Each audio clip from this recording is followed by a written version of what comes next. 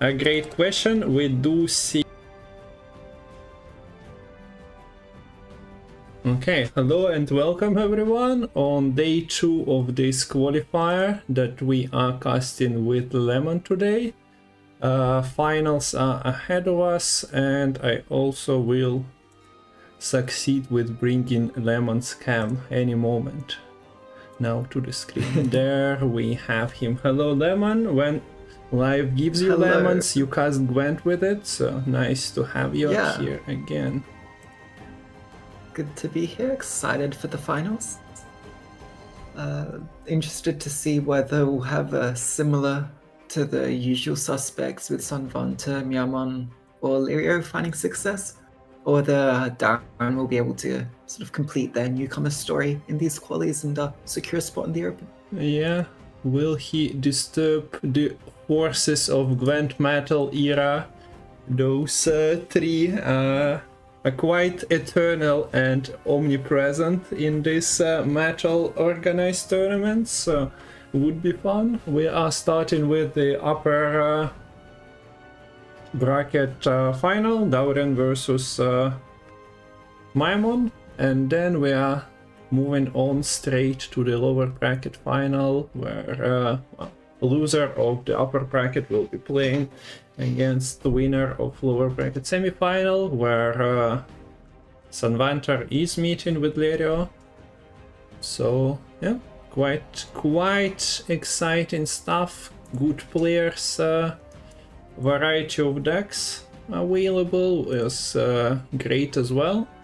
It might feel like Cove was everywhere, but among other 5 factions there is variants, and even like we see in the final, different syndicates made it way through. Yeah, it's not completely Cove on the side of Syndicate, but whenever Miamon is in the tournament, you'll probably be expecting there to be at least a little bit of deck diversity. Yeah, okay, so bringing the decks to the screen now, and we can start with Dauren's lists. As soon as I find the button, there we have, as you can see, there are all 8 players, exclamation mark deck lists gets you to this page. You can try any of them on the ladder, and you should expect those builds to be like defaults for a couple of days. Usually people tend to net deck. So Dauren's lists, we are starting with White Frost. From Dauren's comments, he is running only one Ancient Foglet because you only have so many turns to develop your Frost and take the payoff off of it with Foglet, with Navigators. So yeah, and also the card is not really tutorable. Might as well try and just wild hunt your way to the victory and rely less on the Foglet. We've seen it in action yesterday. I think it lost against Nature's Gift, at least the game I was casting, so wonder how it performs. And then in the second game for Darren, it was banned, if my memory serves. So we can see, yeah, the addition here is also the second big boy.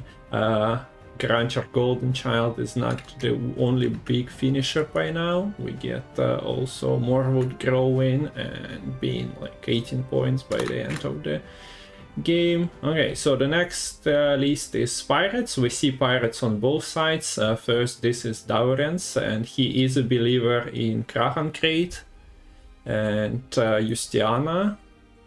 We'll see Maimon running other cards in the top slots.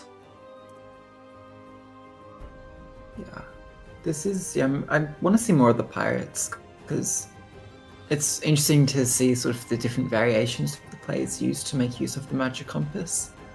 And we even see Tidecloak Hideaway being played in this list, which is something that I love to see, because you really have not seen it in many qualifiers in the past. Yeah, the deck might struggle for proactivity occasionally, but the double Uncrate Drakkar is here. Long shape, full provision long ships are out because of the Blaviken musicians, but well, you have some pirates, you have the Tight Cloak Hideaway, and you have a body on the board immediately to buff, so it's also a proactive card. We've seen quite a few Demon Pirates played for thinning purposes, like 9 point, 10 point round 3 with some armor, so maybe protection from random pings, but yeah, to activate Compass, there is no like full discard package. We see some thinning in Knickers and also Roach, but yeah, you are occasionally randomly discarding stuff with Demon Pirates with this deck. Yeah, and abordages, if you go in first, abordages can be quite painful. Because not only if you're lacking targets, you can't really play them, but you need to be keeping those pirates you're happy to expend sort of earlier on to get use of the abordage. It'll be interesting to see how opponents are able to try to play around and brick that kind of card. Okay, so the next one, it's Pirate Scope. From Pirates to the Pirate Scope we move, but we change the faction, and if we look at the presence of pirates, well, in Daurian's version we have well, thinning pirates, and leader creates a couple as well. I think that's all for the pirating that this deck is capable of doing. I mean, you could also create from Novigrad, I suppose. I suppose, yeah. That's not really a guarantee. But I've seen a lot of this deck yesterday, and Daurian's version is running Furco and Novigradian Justice. The tags are mainly provided by Bloody Good Friends and Mutant Makers. Like double the tags, and then you have Lethal Birds and random cards from different gangs. Improving your collusions, improving your Lethal Birds payoff spending. Yeah. Notably, the blind eye tag can be a little bit difficult to achieve. I think it's only really on the Fiztech Trafficker and the King of Beggars naturally. So often your little bird will be forced to choose that blind eye tag. Yeah, with Novigrad and Justice, if you trigger it properly, you have abundance of Crown Splitters usually. So yeah, the blind eye is the tag to look after. The leader can provide you with the tight cloaks, and well, there is there is a little bit of everything, but Little Bird is a great addition to this archetype. And the last Daurian list is non-devotion, but it's common nowadays, Nature's Gift being non-devotion one most of the time, with the spring equinoxes and such, and also the need for toll punishes. We see Eskel as a toll punish here, struggles against some cards of well, Frost decks, but if there is a human that he can count, or a beast, monsters, yeah, it's pretty... Even relics should be fine, or groids to kill. So. But I don't think we have many of those kind of decks in this tournament. Yeah. But other than that, you have Powerhouse and Seamless, you have Oakwen that unanswered is just an enormous amount of points, and the bronzes are all threads basically, either providing you with extra... Well, after Oakwen, they are also triggers for your symbiosis. So... Yeah. Of particular note, I think, is the Frog Mating Season in this deck, right? The newly buffed to 7 provisions. Yeah. Which not only is it now cheaper to include in your main deck, but it's now an option if you use the Isengrim's Council to fetch for the Vandrel. You can very well achieve double Frog Mating Season in one round. Now that does end up giving you a bit of an issue in terms of board space, since each Frog Mating Season you play is 5 units. If you play off the Philovandrel, that's 6 units in one turn, or even 7 actually, because the council gets another Treant. So I think you need to push quite hard to not run into problems with board space in a long round. Yeah, so losing pricing earlier in round 1 maybe is not an option. Yeah. Okay, so this is Dauren's, but we have all 6 factions represented. The only coinciding leader is the pirate leader, Onslaught Skellige, but everything else is either different choice of leader in terms of syndicate or properly other factions are being played by Maimon. So I haven't seen yesterday Maimon's pirates, and yeah, I mentioned the top slots being different. No Krach, no Justiana, instead we see Tirgwe and Svolbot Totem. Any good payoffs for those cards that you've seen potentially? Well, Svalbard Totem is here because you can get Svalbard from the Magic Compass, right? That's really why, like, Magic Compass is just the cheapest Svalbard because Svalbard is kind of expensive. I think he also did he get a provision nerf recently as well? I've lost track of the nerfs to Svalbard and stuff, but yeah, it's just cheaper to get him through the Magic Compass, but still very, very good at just controlling the whole board. And if all your units have armor, particularly because like all your 5Ps are like pirates or ships, then Svalbard isn't damaging your own board very much. As for the Turgvi, I'm not so sure about what it's kind of targeting. Like, what kind of high base power units is that trying to hit? I guess it's good against like a Morvid, maybe. Yeah, but that's a finisher. Yeah, but that doesn't work if, say, the opponent plays it last.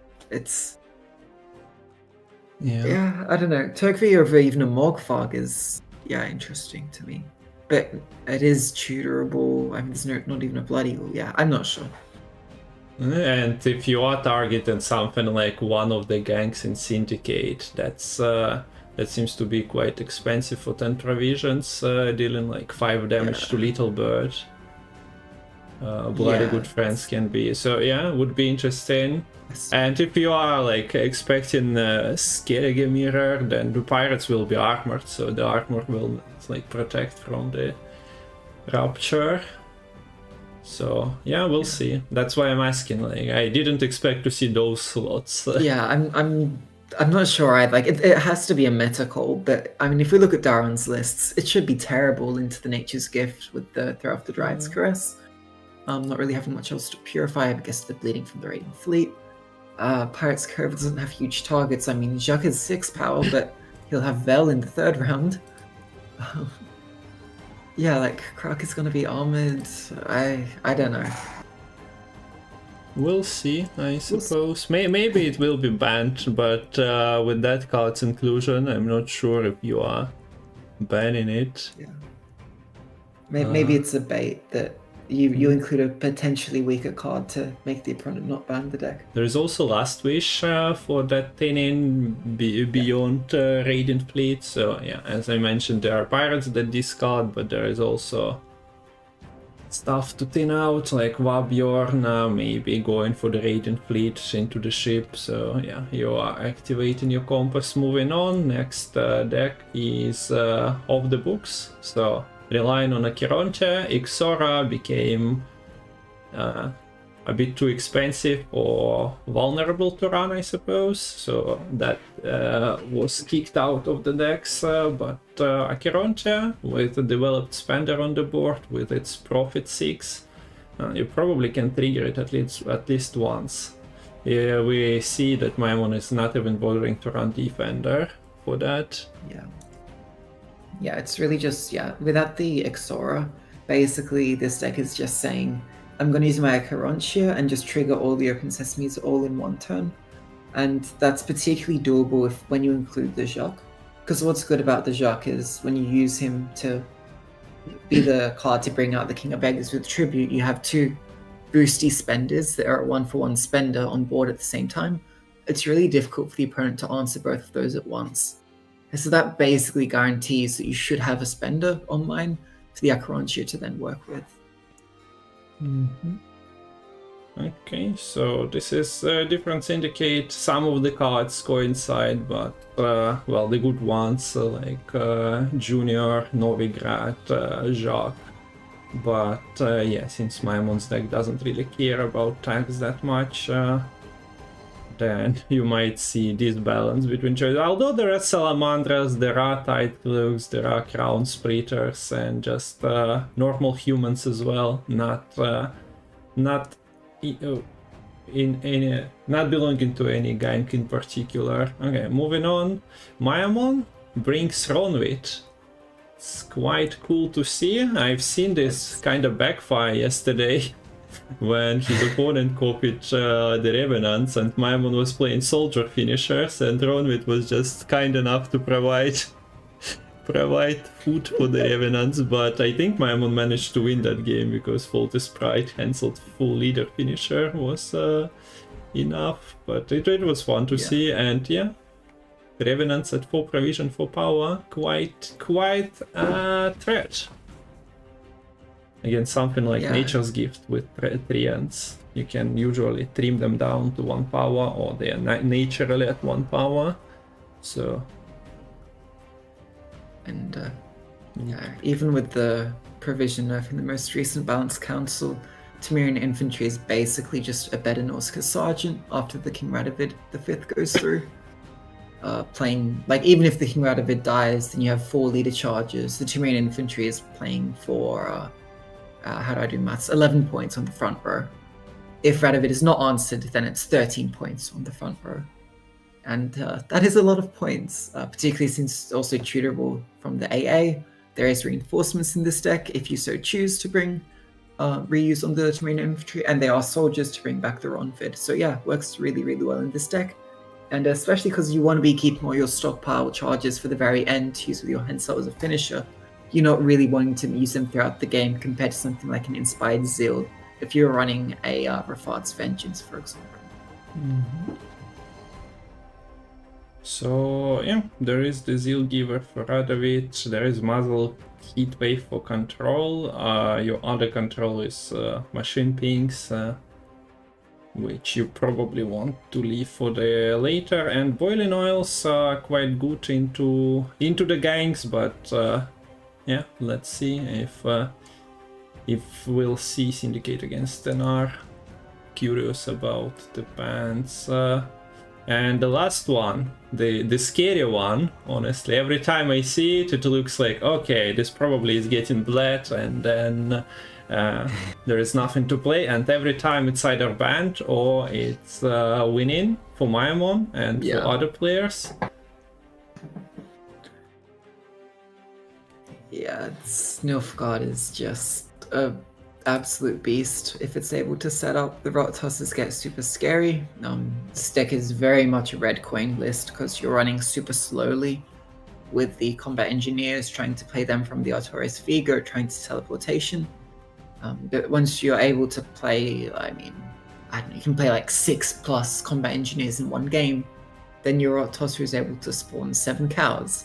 Your Mangonel does minimum 8 damage, even more if there's adjacent spine units. And those spine units can come in the form of the Roderick or the False Siri as well. Don't forget Hefty Helg either. Each charge is 2 damage on the Hefty Helg.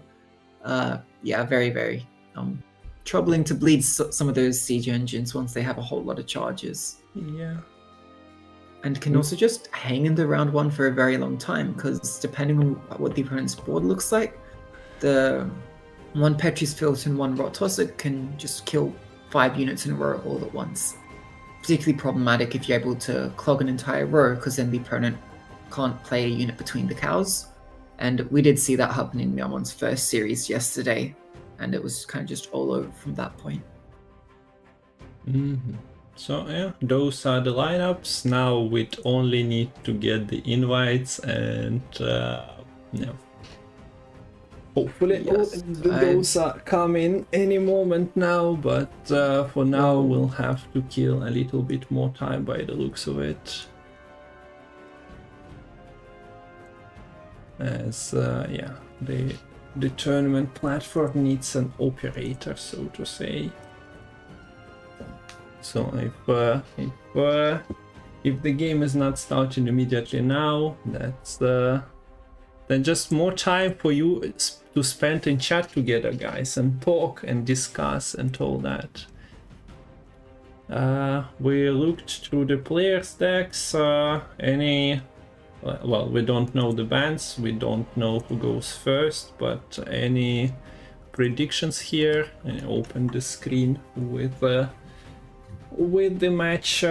So we see 6 different factions represented, similar pirates. I wonder if we'll get to the mirror. And yeah, different syndicates, but other factions are still in the 6 faction representation. If Matol is just MIA, should we be trying to set up some alternate 20 client and just have these well, matches he'll need beginning? to like have the lower bracket as well. I think we are at least waiting for a little bit, because well, maybe he's just because Matol was also planning on streaming the lower bracket Yeah. final, and his stream definitely should have been live by now. I would have, or the match channel for the match should have started. So yeah, we might be missing the organizer for now. But yeah, guys, we all know that Metal has been running this for quite a while. Many tournaments organized, so a little bit of patience.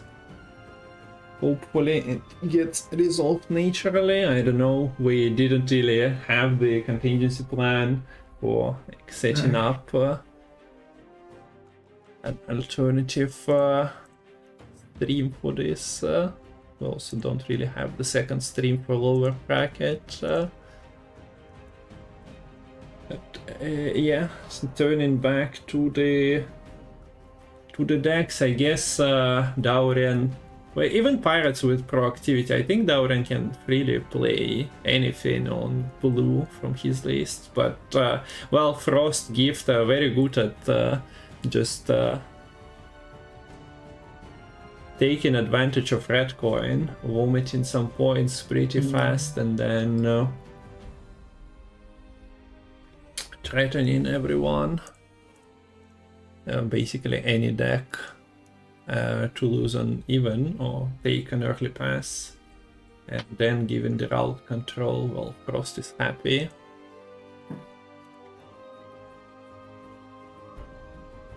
yeah, I'm really not sure what each of the players is banning. I mean, how does Darren match into the Nilfgaard from Yaman?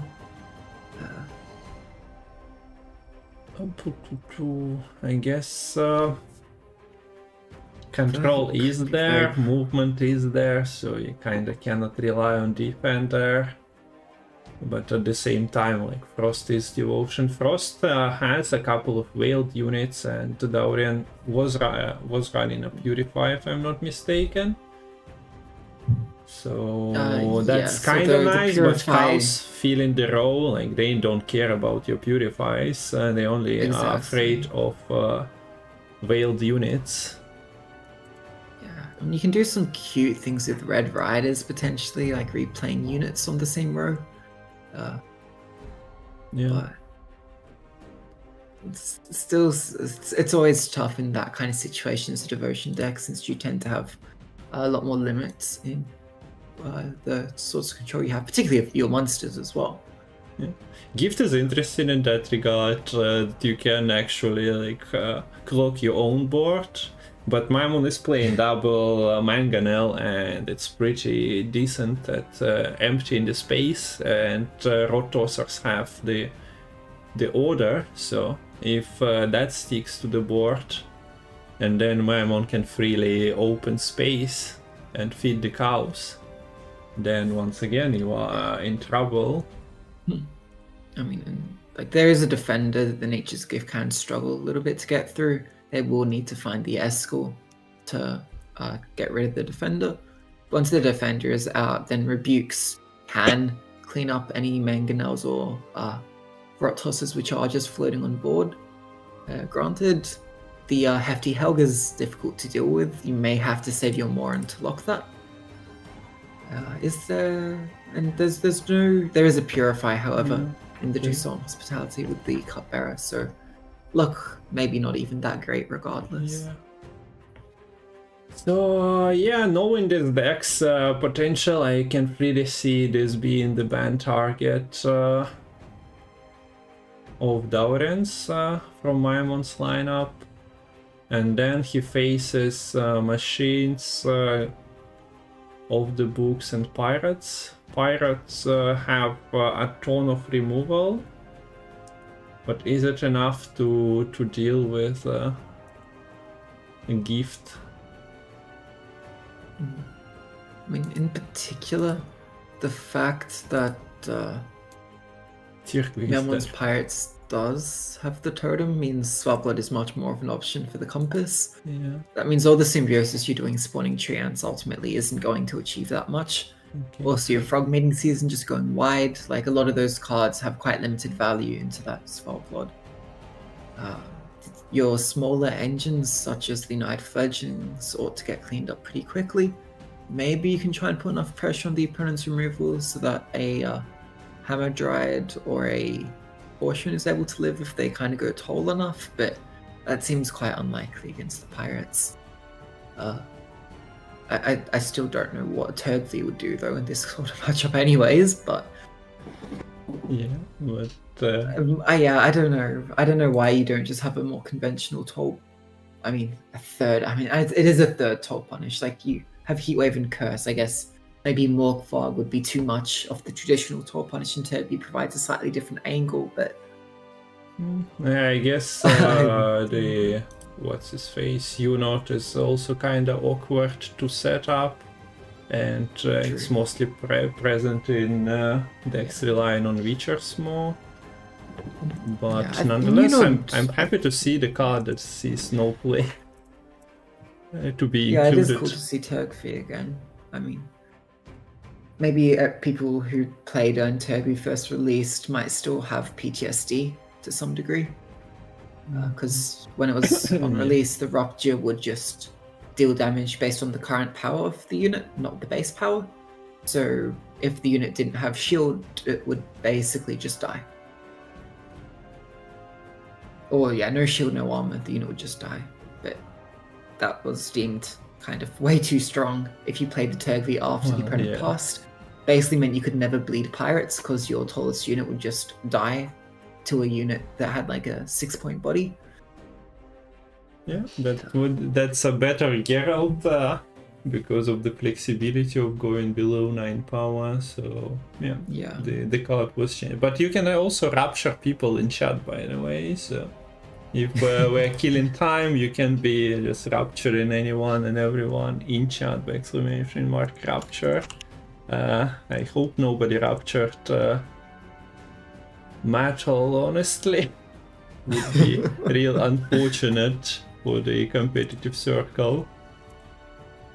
So I don't know, like, yeah, we can do the... I guess I'd leave it to you with more experience to create a bracket or match page for the two finalists. I mean, if you like, I can create 20 clients for the two games. And the second one, I don't know,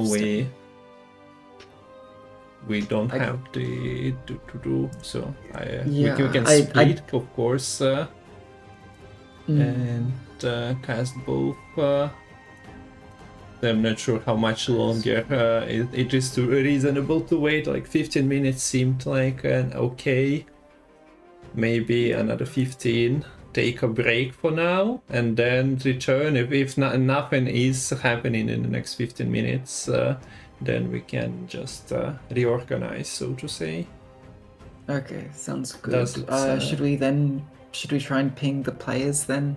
Yeah. Saying that. Okay, so I'm muting the stream for removing the cameras and all that, and we can just chat in Discord. So back in 15 minutes. You have admin rights.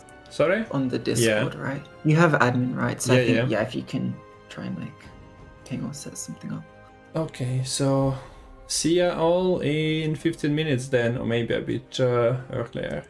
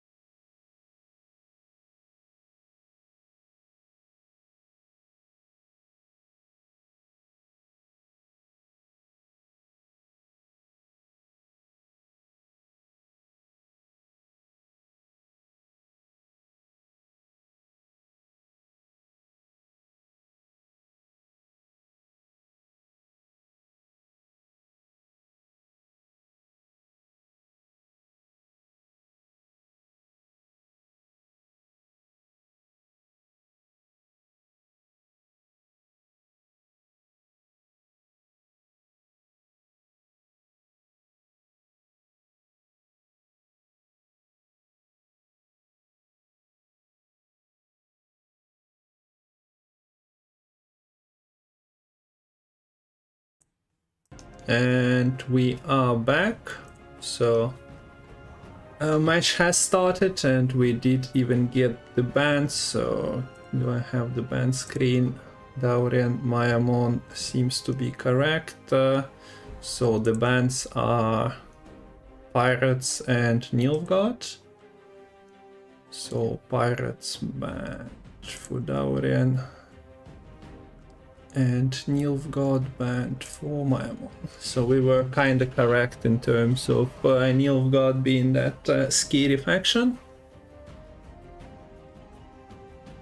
Yeah, I think, yeah, if you're scared of like not having enough answers, you'd much rather just get banned in Nilfgaard rather than say the stockpile, I think. Interested to see sort of what deck Daurian tries to take into Myamon's Pirates. The Frost could be a little sketchy, trying to get a bleed going. Can be a bit tough to get Frost value into all that armor. The Cove, if all your gangs just get killed, or your gang units just get killed, then, you know, your collusion, your little birds aren't doing very much. And as we mentioned in the deck discussion, the Svarblood and Totem combo is quite scary for the Symbiosis as well. And with Myamon going first, I would think it's likely Pirates coming through. Stockpile is very much a blue coin deck, I would imagine, typically. And off the books has, I'd say, a bit of flexibility between the coins. So Mayamon Daurian, top 8 qualifier final, winner gets a spot on Open number 2. Losing side moves to the lower bracket final, where either Lerio or Sanvanter will be waiting for them there. We are waiting for the game invite. If you don't know who Mayamon is, I don't know what you've been doing past 5 years of Gwent, and if you have questions who Daurian is, it probably means you haven't been following pro scene in the past 3-4 months, because, well, he was playing pro ladder before, but in the starting from January or maybe December, he started jamming more seriously, and he finished top 1, I think, in January or January probably, and he was finishing, like, he was second last month, so good ladder results, and he is gaining tournament experience, because I think the first time he used tournament platform was a show match against Karim I organized on my channel a couple of months ago to give Daurian experience. But yeah, he is a trend settler recently. Like, he was playing Mill at 2600 last season. He was playing well, from Pirates to the high MMA. He was the person probably responsible for Abundance of Madoc 2 seasons ago, like finding that perfect build with carryover locations. Yeah, Truffle, and also he was the biggest believer in Phoenix. He might hold the record for the tallest Flaminica, or maybe that's Cintrian Lion as well, the Flaminica that boost by the beast count, because he was playing all the beasts and discarding them for tall finisher. So yeah, and well, we know who Mayamon is. He's also a trendsetter for years now in Gwent. Sometimes overdoing it maybe, as the big successes in tournaments came well, fairly recently, but he was always participating and always had some spice, and he continues to do that with like Machines Hospitality, with in Masters Final he was using Toussaint with Master of Puppets, so always cool to see his deck choices. You didn't get the invite, right? I did. You did? Yes. I don't have an invite. 5:40 on the timer now. I don't have an invite, so you'll have to like share the screen with me, I suppose. Unless the invite bugged out, because it has been waiting a while, but they could also just be taking some time to decide the first deck. I can restart. Okay, I got the invite. Wait, Okay, what? good. I was getting the invite when opening menu, but it disappeared. I don't understand. Okay, so when I press escape, I'll relaunch the game because that might be Alright. something We'll see if bugging. I can just start a stream in case. That might shift my webcam as well. Yeah, that probably does it. But let me first just relaunch the Gwent. That's weird. And it might be like logged behind me not accepting the invite, but as I say, okay, yeah, there is the invite, so hopefully now you can stop the stream. Okay. And I'm going into the game now. Are you? so, yeah, sorry for that. No idea why the invite not appear on the screen. Oh, but at least you picked up on it not have coming, because it would have been a lot worse if the game actually started without you accepting the invite by that time. Okay. So it looks like we may have leader glitch game 1, or is that just on my end? My end as well.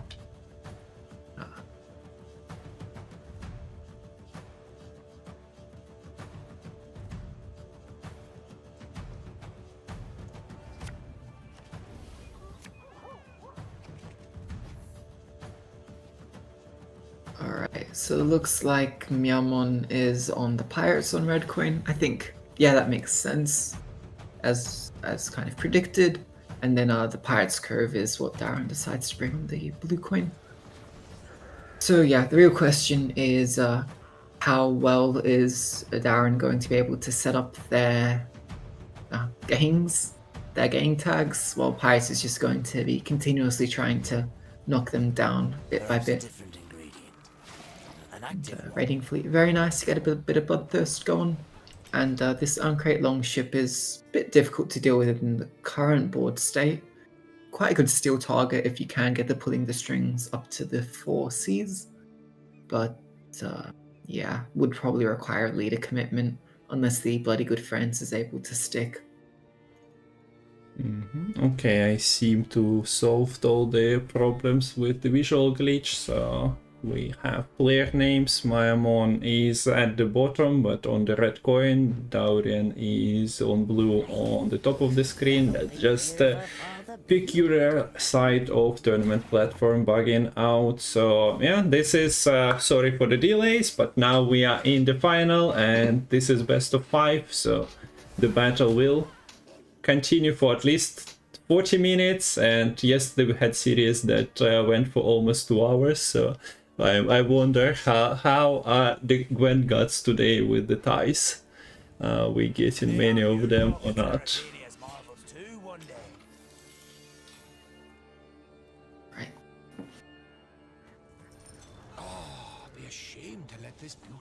As you see, Miamon struggling to get this abordage through, since Darren goes to the little bird earlier to not only set up the additional tag, but then with the leader, now you have the 4 tags, the pulling the strings is online, uncrate longship being seized. Probably not going to achieve awfully much because there is armor on kind of whatever would be played. But I don't think Miamon's hand is awfully playable unless we see commitment with like the Curse of Corruption and whatnot. Yeah, if he decides, we do see Curse of Corruption go through, extra tempo with the dog jumping out of the deck. Okay. Maybe reliant on a good playable draw from the abordage, because the totem, the last wish, and compass, you really don't want to be playing in this round here for Miamon. Well, maybe you can afford to play the last wish, considering the compass is in hand, but it's quite risky depending on like if you see the heat wave too early and just not a good time. Yeah, then you have to play against things like Novigrad or allowing your opponent to play Toll Punish. Now that COC is without Toll Punish, well, you still have compass, but you know, sometimes you'll have to rely on compass for other purposes. Okay, so quite a weird start to this tournament, I must say, since we had a delay, but the weird start for Mayamon here as well, because of, well, yeah, you can get Tirkvi Heatwave or Wabjorn Heatwave as the options. You'd want to tin with Wabjorn, but you'd rather do it proper way, not tin in the Wabjorn. Get the actual additional tempo. But also, I'd say playing your Terror of the Seas this early into round 1 is pretty non-standard as well. If you play the Terror of the Seas round 1, usually it's as your like last couple of cards, but just playing for 4 damage with 4 armor, being on Terror of the Seas, and just cleaning up the little bird, saying you have a lot of tags on your board. You have like all the tags. I don't want you to have a 6 for 2 spender, getting all the value every single turn. And now Purify goes through.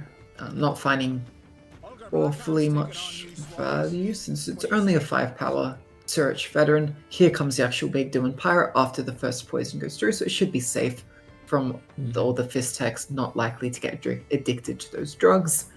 And with the Terror of the Seas actually being a ship, even if the bronze ship was stolen, there is no discard being forced with the Demon Pirate. Very nice draw. The Demon Smugglers is quite cheap to then continue playing next to the Terror of the Seas. Not pulling the strings, and the ship being stolen makes smugglers like go some Travolta looking around. Where do I hide my goods?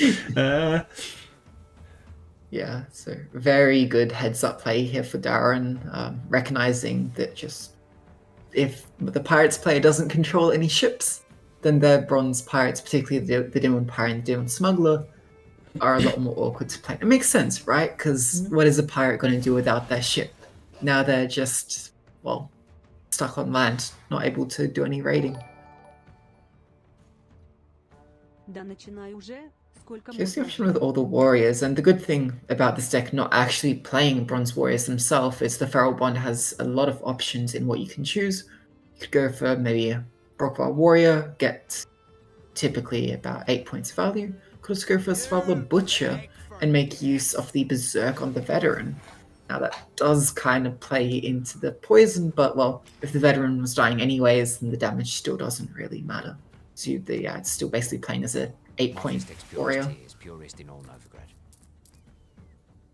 Okay, so the Veteran, after all the wars, sadly succumbed to the drug consumption. Don't do drugs at home or at all unless it's medical advice from your doctor. Okay, I didn't catch what was banished. That was Heatwave, and Bjorn was shown on the last wish. So Heatwave played means Bjorn is banished, and I believe that the last wish doesn't show the opponent which card was banished, so I don't think Darren knows that the Bjorn is now something that they don't have to worry about. And Bjorn as a 6 power body with armor in round 3 is a good way to eliminate attack from the board. Well, yeah, instead gets eliminated. That's typically a good way to answer a little bird, or maybe deal with the bloody good friends to deny the double tag. But yeah, that's not really an option. Very slow Demon Smuggler now. Yeah, this is the problem. Myeonwon's hand very awkward now. I mean, still keeping in this doesn't mean if Darren wants to contest, we have to see a bigger commitment play. But there isn't that many sort of big threats that the Horseman would want to remove later on. It's maybe just something you'd want to answer a totem with. But does end up securing the round, playing for the very solid 11 points. Now, also, maybe the Junior would have been good to deal with the Longship, but if the Longship had a bit of armor, it's can have a bit of a problem dealing with it. Oh, look, Tirkvi, there we go. Yep. Tirkvi not banished. I guess Maemon might have been happier with Tirkvi leaving on the last wish. Yeah.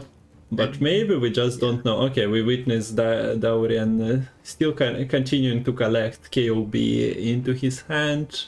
Yeah, and note that the last mulligan was used on the Novigradian Justice rather than the King of Beggars, so a very conscious decision to keep the King of Beggars in hand, so that it's not going to be drawn on the last mulligan in the round 3. I'd expect it to either just be a dry pass or a very quick tempo bleed. playing the Furker the Sculptor into that Novigradian Justice. But eating Compass deck that's is always nice. In it terms is, of... but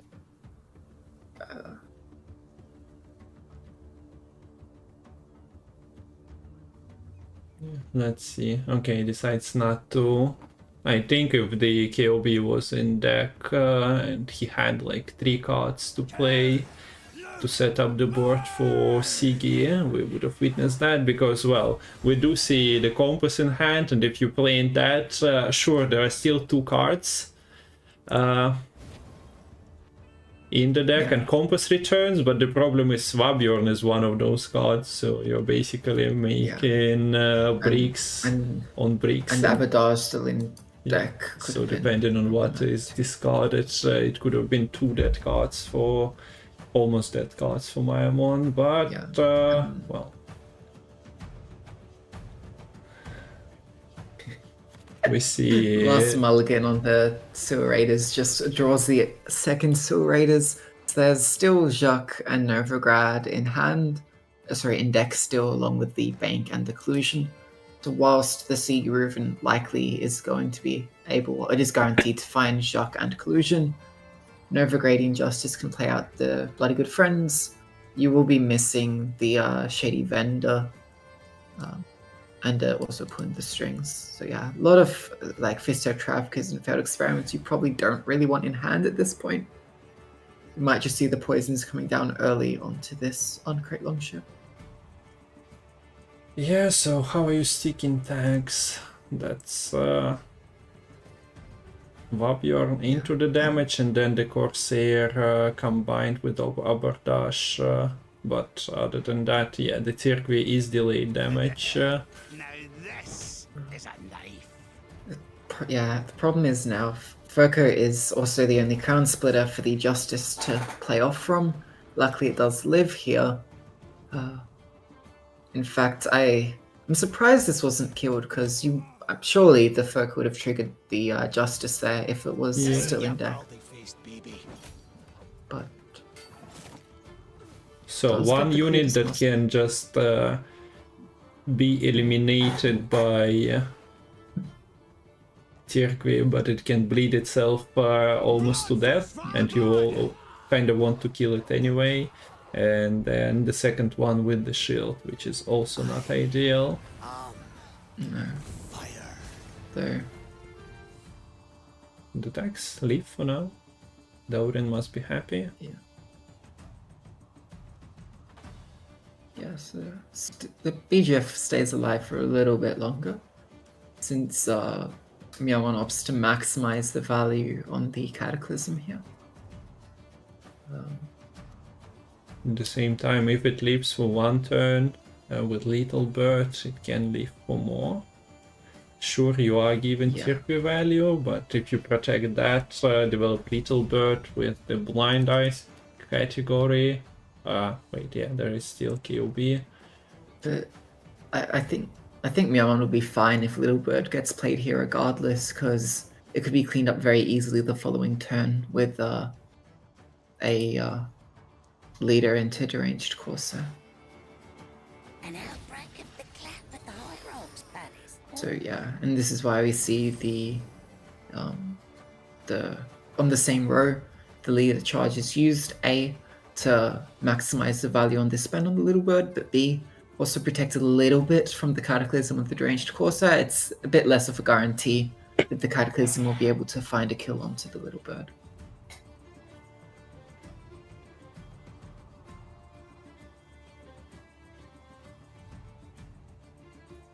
Oh, nice setup for Sigi Reuven by now. Still hoping to hit, yeah. I guess Jacques is guaranteed, right? So you are fine with the options from Sigi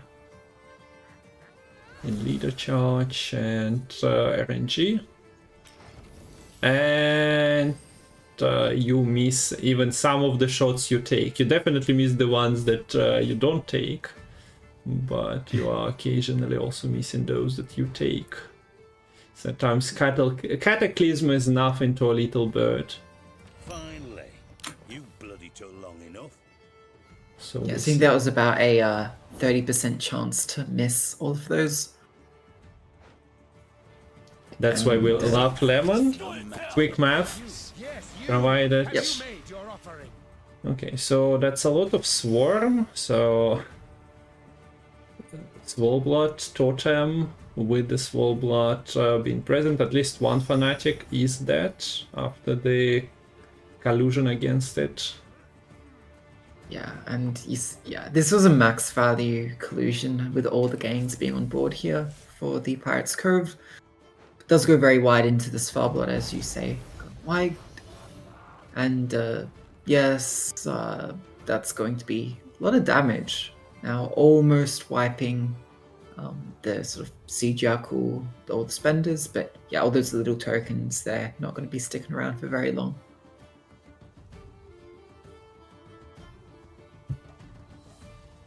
So being on the verge of the cataclysm, but also seeing the Swollblot come in makes maybe it will make some of the Firesworn zealots to switch their beliefs, but maybe they'll just be dead before.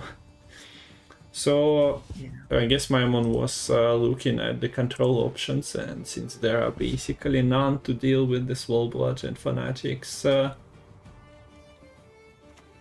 decides to pass and not trigger it, gets rewarded with a couple of units drop in as potential continuation of that damage of Swollblot. So those kind of played for 7 points, but they're far less in the end. Demon Pirate is late to the party to discard anything. Nothing is left in the deck, but yeah, how many points? You've done the quick math now. Okay, Maimon actually triggers the Swollblot before I can ask you for the for the calculations. Look, and it's not 9 p.m. yet, but still, I'm gonna say it's way too late for me to be doing any Swollblot maths. Now, the boost onto the BGF from the little bird actually means the Turgvi now can find the full 6 damage with that Cataclysm. How much of a bleeding? Sorry, can- Cataclysm Rupture. So you can bleed, but only once on each unit. That leaves something on the BGF anyway. Yeah. We Yeah, do so, see yeah, you make that use of the at insanity, least a but- couple of points is being saved here. Yeah, and look, if you wanted to use the poison transfer anyways here, you would have had to spend 4 coins on the actual fee, as well as miss out on 3 points for not getting a self-poison on the Fistek Trafficker.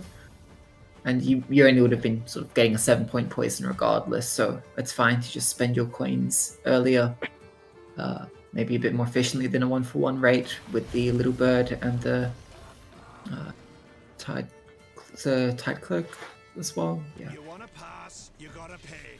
Can't let you Okay, through. so Okay, this- maybe now you would have had a bit of a better poison, but it's So still is Dauren regretting not going for it, as the Swollblot goes for the last hurrah explosion here? It's double the score. How's you doing business with you? And Yeah, 9 points. That was very rough. Like, I think just draw-wise for Darren, there was limited sort of plays that could be made with that hand when you have that Fistek Trafficker and the failed experiment not doing very much, since there's no real tall units the opponent was playing, at least not till like the very last turn. You really missed like that Novograd and the... Did the Kingmakers even come out? Because the second Shady Vendor wasn't even played. Yeah. Stay there, right?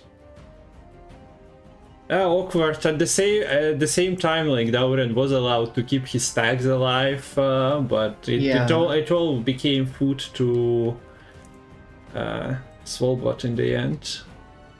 Not entirely, as like Little Bird surviving for many turns allowed to boost some of the units, but an awkward situation there.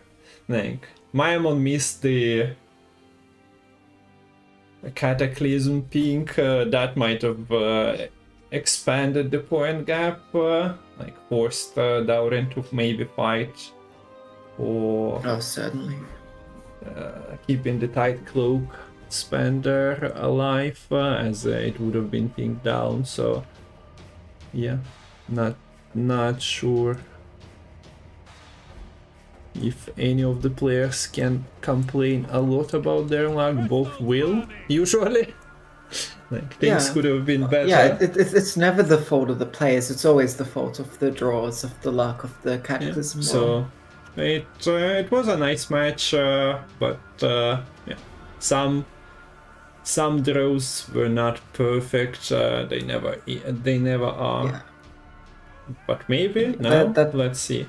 Any perfect draws? That is the good thing about the Pirates list, which we won't really see again now because it got a win, but it is fairly consistent because it has a lot of auto thinning with the musicians, the roach, the knickers early in the game. So if you're able to draw your thinning and like the abordages as well, you should be able to find basically everything. Similarly, Stockpile here has a couple of good shooters with the AA, the Decree, and no Natalis though in this list. Oh no, there is in hand. I'm just blind. Yeah, quite a bit of consistency, and similarly, the Nature's Gift also has a lot of tutors with the Fab as well. But a lot of those tutors are kind of locked up in, say, often you want to use the council to get the for the Vandal. It is a good day when you can just boil in oil and deal with Okwen, and that's the end of the Okwen thread. As an NR player, you should be incredibly happy, but yeah, Dauren decided to take it as a first play, and I guess you cannot really protect it, especially with Carabalista developed. So yeah, you either delay. Yeah, if there's no, if there was no siege engine on board, you could try to protect it, but if there is a Carabalist or Reinforced Ballista sitting there, then you can't do much against boiling oil, so there's no real point protecting.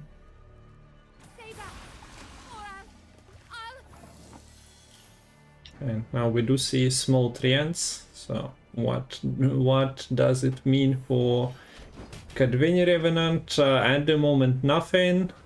It can be also locked, although there is a Purify available for now.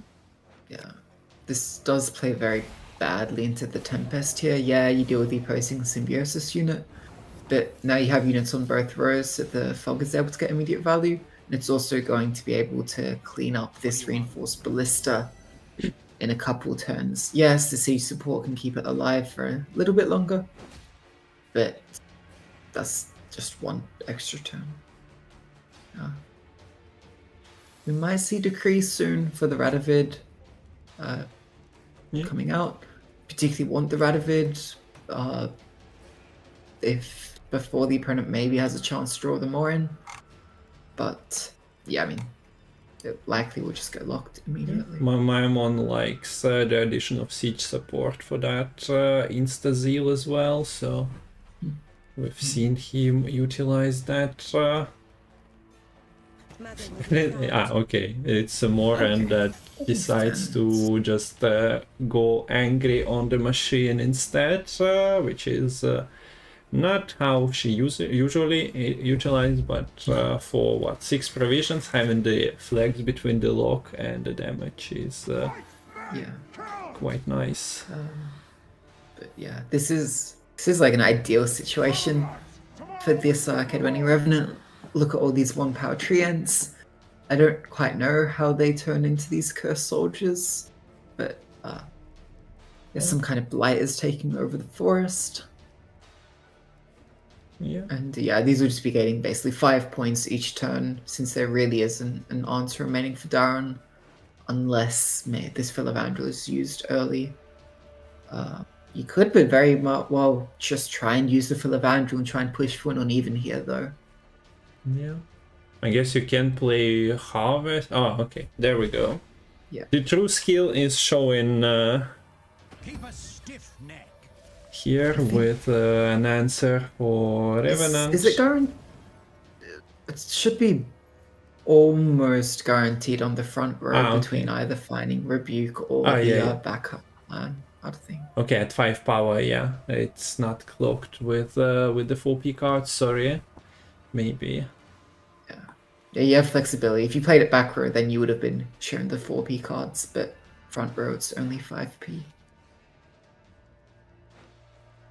So yeah, my mistake on that. Maybe it was just a cold calculation from Philavandrel and Daurian. I kinda mistook the row. But the card did get a buff recently, so yeah, can get the Rebuke. Yeah. Bit of a commitment with the AA coming out. That is the first Echo down. But it is how I punish those. Yeah, I mean, I'm not wanting to go up the round, particularly not wanting to lose uneven. But with the Radovid now, you can also click the Radovid before playing the Treant infantry, so this infantry can play for that 13 points maximum value on the front row. Yeah. And even then you have a reinforcements target. So I think Miamon definitely can just play the entire hand here. Darren could as well. I think Dryad's Caress, you don't really care much about trying to lock something, so you can just play it now to maximize the vitality value. And then might have to commit that Frog Mating Season in response. Yeah, so costs Maimon, but at least you are not running a Dahlia, so losing the Temerian infantry is basically just losing points, of course, but you don't want to lose uneven against Gift anyway, so we might see both cards committed.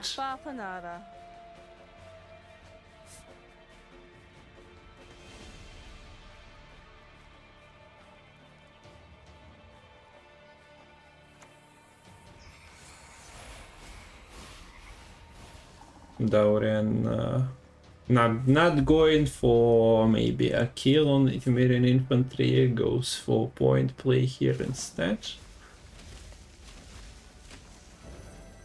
And with all the vitalities he was getting ahead, but this allows Maimon to play another 13 points of tempo. Yeah. And for Daurian, well, there are leader charges and frogs, so... Yeah, I think maybe one leader ought to be committed. They should play for, what, I think 9 points itself. Does the Symbiosis spawns trigger on its own? I think it does. Yeah, I think it should be enough with the leader here. Yeah. Okay, so nice thing is with the frogs, your leader can play for 2 points, even when you use it on the same turn that you pass. So all this vitality will go through and take the lead by 1. Mm-hmm. So that's the nice thing about frogs.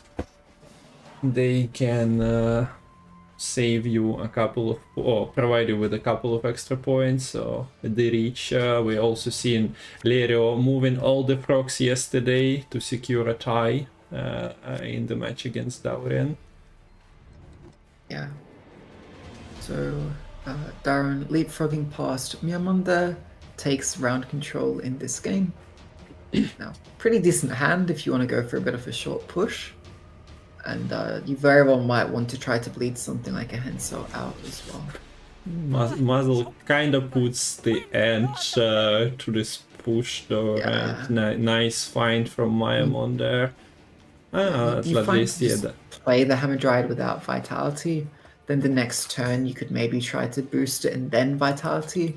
Although that would play, I think, a bit too much into the heat wave. So you do at least get the second AA out.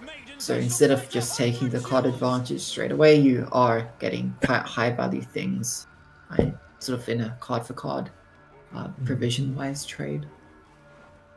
Okay, but we do see the power of Ronwit. He will fight a lot of battles as long as you provide him with the trip to the graveyard and to soldier to reanimate him. And yeah. Like, yeah, sure, the Hamadryad isn't getting that vitality additional value, but it is still a symbiosis unit. So when you're playing these three nature cards in the following turn, that is still +1 on each of those triads and helps protect a bit against the offensive revenant value. Because one of it is only going to come back if the Hensel actually gets played here. And yeah, definitely Myeonmon would need to play the Hensel to have enough points here to catch up. And then in the short round, Darren should maybe. Yeah, nothing is left there. Yeah, I'm surprised no additional leader could have been cute potentially, like on a, if you say call the forest into a Hamadryad. But yeah. I guess the vitality does protect against a potential reinforced ballista into helping this offensive revenant a bit more. Or then maybe it does play into the Fortress Pride. I think it would have been more correct actually for Myeonmon to not use the Revenant immediately and use the offensive Fortress Pride perhaps. Actually, Okay, so the Gort is being saved and you still need to commit a few leader charges here. Yeah, it says Oh, no, 9 okay, points. not really, Muscle. a few. Be suited, my lady. You don't really need to overdo it, so maybe your Timerian infantry. One is still necessary, but Timerian I mean, it's enough infantry regardless, but is yeah, basically a it Gort. would have been more points offensively using the Revenant, but yeah, it doesn't matter here.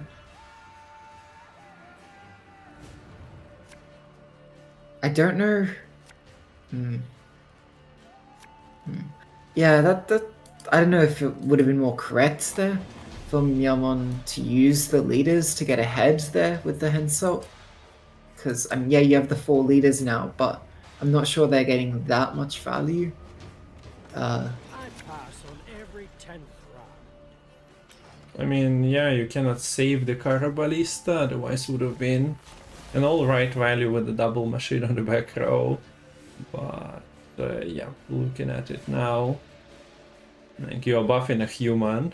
The only thing you don't want to do, it's either buffing a human or machine. They are dying. But I don't think you're going to have much of a choice.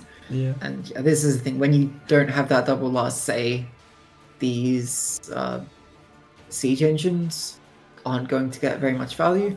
Ironically, here you would have maybe, like a siege tower would have died to the Eskel, but then at least you're kind of forking between the Eskel killing the boosted unit from Terrain Infantry and your leader actually getting value onto the reinforced ballista. Because Darren can just...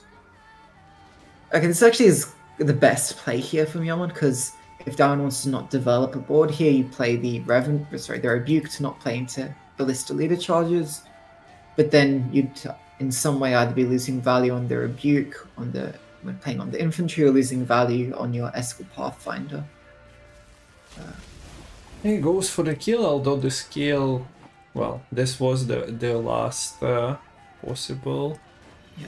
Timerian infantry, no reinforcements, no spells to reanimate it. So ping, ping, ping, ping, but you have far too many of those. So a couple of them left unused. Oh, like, yeah, the pings don't go through. 21 point, this is full Gort, and Eskel killing Ronwit is a tragedy for Myeonmon. And we get ourselves a tie now, 1-1. Gift once again shows why it was picked by a few players competing today. So that's a gift victory. GG's to Darren. Went all in round 1. Forced a lot of points out of Maimon's hand. And we see what it led to. Even if the bleed didn't 2-0, it still was nice. Yeah, I think it was very if you're able to force the hand cell out before getting to round 3, you're almost always in a very good spot against that Northern Realms list. So 1-1. Still 2 games to win to either player to secure a spot on the Open. Do I have the Open info to show? So yeah, basically the structure of Gwent Community Opens is that we have qualifiers, 2 players qualifying. So one is 2 players competing now, and 2 more, another from the lower bracket qualifies today, and 2 will qualify next weekend in top 32 qualifier that we are holding with the support of Metal. And you see that the tournament is just a single elimination best of 5 with 4 players. You see that players are rewarded with some money and crown points. Crown points of matter to 2 of you trying to get to the Gwent Challenger and end of the year grand finals. So yeah, as I mentioned, we finishing with this event today, but April 2021 will be qualifier of top 32 based on the results of the last season. And let's update score on this screen as well. So 1-1. Yes. Yep. And I'm glad that you talked about what the rest of the year is going to be like a bit with the crown points, because I was going to potentially predict a syndicate mirror here, and I would have been sorely wrong. So both players saving syndicate for later. Darren taking monsters on red coin, and Northern Realms is blue coin. Sorry, vice versa. We have the red faction on blue coin and the blue faction on red coin. Yeah, but this is not a tournament platform bug. This is how players decided to make it now. Yeah. I guess they didn't take Syndicate because there is no orange coin.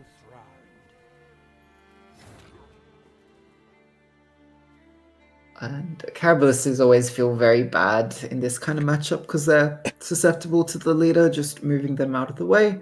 Also bruises, but the Soul Bruiser for Darren is still in deck. We've caught another taskmaster. Okay, Aristocrat Order, there is the dominance also there regardless. So it doesn't even need to use any of those additional sources. Yeah, the Aristocrat and it does have now units on both rows, so that's good if you want to maybe do a Red Riders and pull out the Winter Queen. What do you want?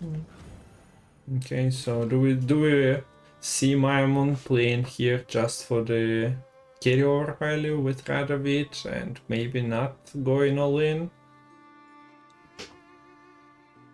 Although when you activate your Radovid, your Temerians are such a nice tempo that you can casually just threaten win on even.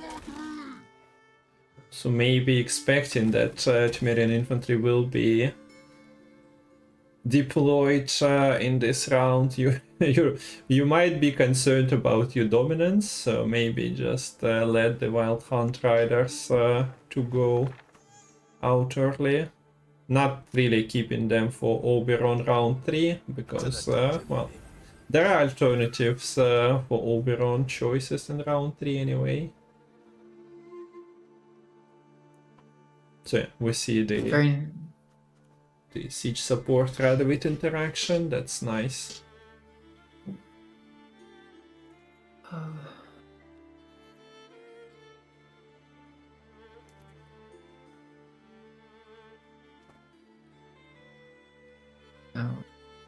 No, it's not necessarily sort of clear what you'd want to play next here for Darren. maybe think a bit, when would you develop the Red Riders? Are you gonna wait a bit before deciding if you want to put more Frost onto the board or not? For now, we do see that he's not splitting the Frost for Winter Queen Thinning and Threat, but Winter Queen, I don't think there's any means for protection on the same turn, as she drops from the deck after you end your turn. Right, or like deploy the Frost. So yeah, it always is a boiling oil that Maimon should be keeping for that. Yeah. Although unless we have excess Frost, it's not going to matter awfully much here. But this is still 5 turns of Frost coming onto the back row here. So that will last for a decent amount of time.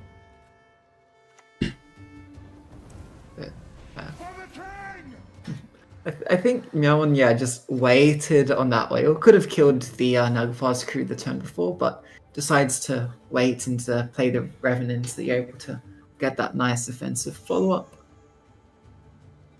Quite clean gameplay. And down 7 points, but Temerian Infantry can certainly be used to just catch up were down to pass currently. But I think likely see some aggressive play. The Naglfar's Taskmaster is... Oh, no, just passes. Okay. Interesting. So that's 13. He gets you a hatch. Any Natalis AA plays that you'd rather do? Ronwit is dropping as what? A 9, right? 6 plus 3, so that's 11 points. Yeah, I would like to develop that Ronvid, and I think you called it there. And you have Revenant active. Wait, no, you don't have Revenant. You have Revenant pink, so that's exactly. You can just. Sometimes we forget here, you mentioned in the previous game, you can use the pink offensively. So that's exactly. Even if you're not getting a kill, it still does 1 damage, and sometimes, like we see here, that is enough to take the lead. So my math was, okay, it's a tie, but there is a ping, but there is nothing to cannibalize on the opponent's side of, or your side of the board. Ronwit is 9, what are you eating? But just ping, just shoot, do it. And Dauren does exactly that. Oh, Maimon does exactly that. Dauren took a pass. Lot of bronzes here for Dauren, and even mulligans the turn earlier. I wonder if aiming to play that from the girls to sort of be able to play that turn 1 and effectively get it through in the dry pass. Yeah, if that's the plan. It would have been a nice one, but Maimon is not really going away, not taking a long round 3, even with the machines that he's potentially developing and wreaking havoc on the other side of the board. Deems it more necessary to bleed. And this is the Gales and Ternelea, as you expected. Yeah, you need a unit stick in to not lose the boost from Ternelea, so nice nice play here. Although, there were 4 important goals that were tutorable by Gales, so now you only have Naglfar setting you up with 2. And you need to get the Winter Queen up for using your Naglfar, I'd say. Otherwise, it's pretty risky. But but it's limited avenues to take to kind of get that through. One is actually playing onto both rows here. Interesting to see.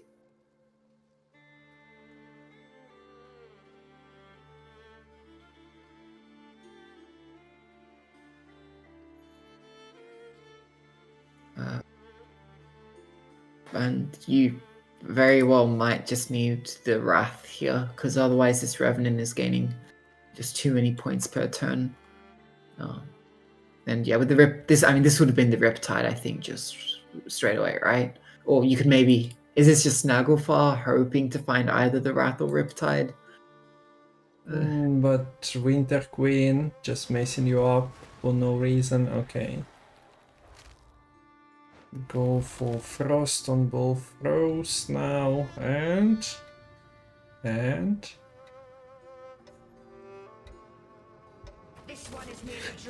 just a bronze. Just not risking the Nagelfar shenanigans, because with Winter Queen being one of those two units, you are Okay. just losing too much. But then Riptide isn't going to be an option to deal with the Revenant, so... And letting that Revenant live, now there's 2 Revenants. Interesting. So, I don't know, maybe you just would have had to take that risk, because, well, I mean, we'll see how it develops. I mean, maybe I'm underrating the value that this Frost is going to provide, but when there is this Reinforced Blister slowly pinging down, this Winter Queen looks like she's just going to be fodder for the Revenants. And it's so nice. Two Revenants, one Ronwit feeding on it, and I guess we'll see the infantry just bringing him back. So Yeah. some crazy value from a 6p card. But yeah, it's not Ronwit value, okay? It's just Revenants, 4p cards on steroids. Although we might see the Winter Queen kill instead. Yeah. No. Okay. For Mead Bilberry's honor.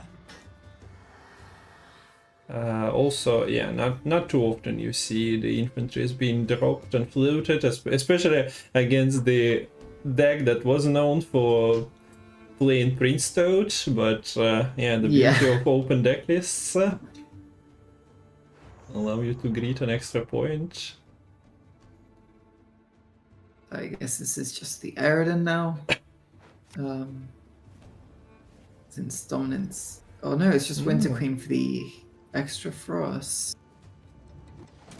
Okay, so I guess we'll see Red Riders on this Navigator then. I wonder if Myamon then now is thinking, I'll just boiling oil the Navigators if I'm scared Is it of it. Navigator or Winter Queen that you are boiling? I guess the Frost is taking on both rows, so Winter Queen is getting less value, but yeah. That is true as well. And I was thinking the Winter Queen could be dealt with later on. Like, there isn't as much of a rush to kill her, but there's also only so much damage you actually have. But maybe not rushing to deal with either. And maybe threatening the muzzle, if that was in hand, could, yeah, like, if, like, Darren, like, this is the thing against the list that Melon is playing. You have to play around both the muzzle and the heat wave, so if you Winter Queen at 6, you want to buff it out of range of the muzzle, but then if you buff it with a Navigator, you're buffing it way too high into heat wave range. Mm-hmm. So, how do you respond here as Darren? Also, you miss Dominance now. So maybe Myamon doesn't even care about Navigator if they're able to maintain that dominance. So fighting for it, but yeah, there is a when there is an unused 10-point click on the board, you rarely see players pass in. No. So yeah, not the case here. And the dominance will be restored for okay, we even self-cannibalize with the help of Ballista. Yep. And yeah, dominance acquired. Yeah, it looks like this is likely just past turn here for Myamon. And then this short round is going to be pretty awkward, I think, for Darren. If you don't have... If you're going first, you don't have good chances to develop the Frost. Then Hensel into whatever will get a lot of value. Especially if Auburn plays multiple bodies at once.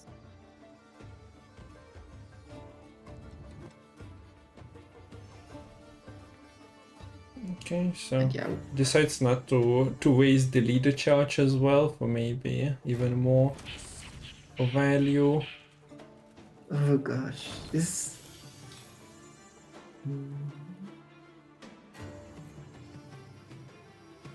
3 units in a row is also not ideal placements, I suppose. Yeah. I don't know if Yamon's been counting right now. Morvid will do this by 1 point, I believe. You might just place your opponent onto the Karantir as well, I suppose. Yeah. That was an option as Yeah, well. Karantir. That's Yeah, pretty would be big. close. So Yeah. Maimon is definitely looking for that heat wave. Yep. To 'Cause- combine. And Darren looking for that Karantir, because and the Karantir would just be first played in this round 3 if it is found. But Heatwave is there from Yaman.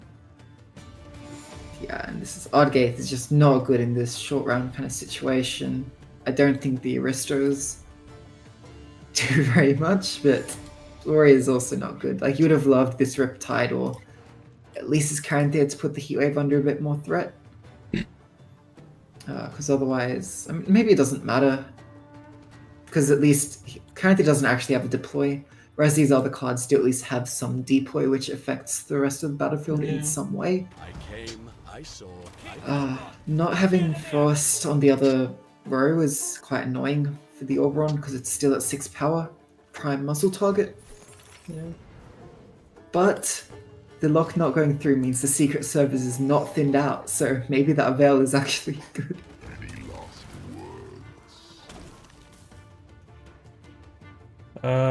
So you see your opponent not playing Karantir as the first card, and you know that it's shrinking. This might just make you play the heat wave.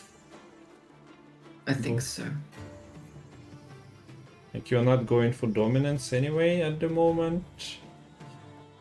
And, well, Karantir was the only heatwave target other than Eredin here. A decent one, at least. Okay, so the king ran into the Northern Kingdom, but warriors came after him and put him to rest. Yeah, this is what, 12 points for Daurian as the final score. That's a bit less than full leader. Yeah. And you see the last stage is mattering so much in these matchups, because in both like this game and the last game, in these shorter round 3s, each player is essentially able to almost wipe out the entire opponent's board, but then the last card that they have, or the cards that they play after the opponent has passed, is just able to close that gap. So yeah, Darren just forfeits, saying, I don't have enough against the Hensel. And that's that. And that's Mayamon now with the victories on Skellige and Stockpile. Only has of the books left. Daurian still has Frost and his Syndicate deck, Pirate Scope. And it will be Mayamon on blue coin now, if I'm not mistaken. Yes. So maybe I'll try the prediction of Syndicate Mirror here. We've seen a lot of it as an opening game of the series yesterday. Yeah. Frost from Red Coin against Syndicate. Well, I wonder if they value the blue coin and being able to set up the aristocrats with the cursed crystal skull stratagem quite a lot, because aristocrats can make that round 1 so much easier to win. Whereas it's a lot harder to kind of get it on board at just 4 power on the red coin.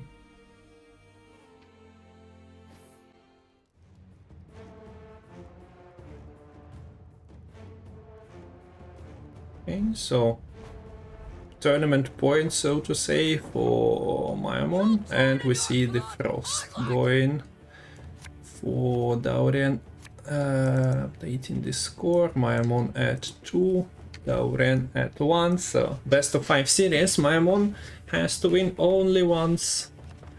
Only once to secure the ticket to Gwent Open number 2. He can collect, he already has Gwent Open number 1 in the back, would be interested in maybe ruling them all throughout the year. That would be quite an achievement. And we'll see if Miamon will be able to get the victory with this list of Open Sesames and just say Open Sesame to that gate towards winning this series. Yeah. It would be symbolic to enter the Gwent Open number 2 through our gate of your opponent, for example. There is a portal as well into the Gwent Open 2 potentially, but maybe Dauren just closes the portal and doesn't let Maimon through from this first attempt. It's your lucky day. And solely navigators are quite sub adept to at controlling those They have given interdimensional 5 gift portals, subs in the channel. so might be relying on getting a lot of that frost value in those navigators to retain their dominance, unlike the last game where, yeah, Dauren definitely did not manage to keep that dominance. But yeah, here's the Aristocrat. It's actually one of the decks that now that the Brawler isn't able to board wipe, the Aristocrat should be able to actually stick. Unless maybe you see a Shady Vendor trying to roll some damage crime.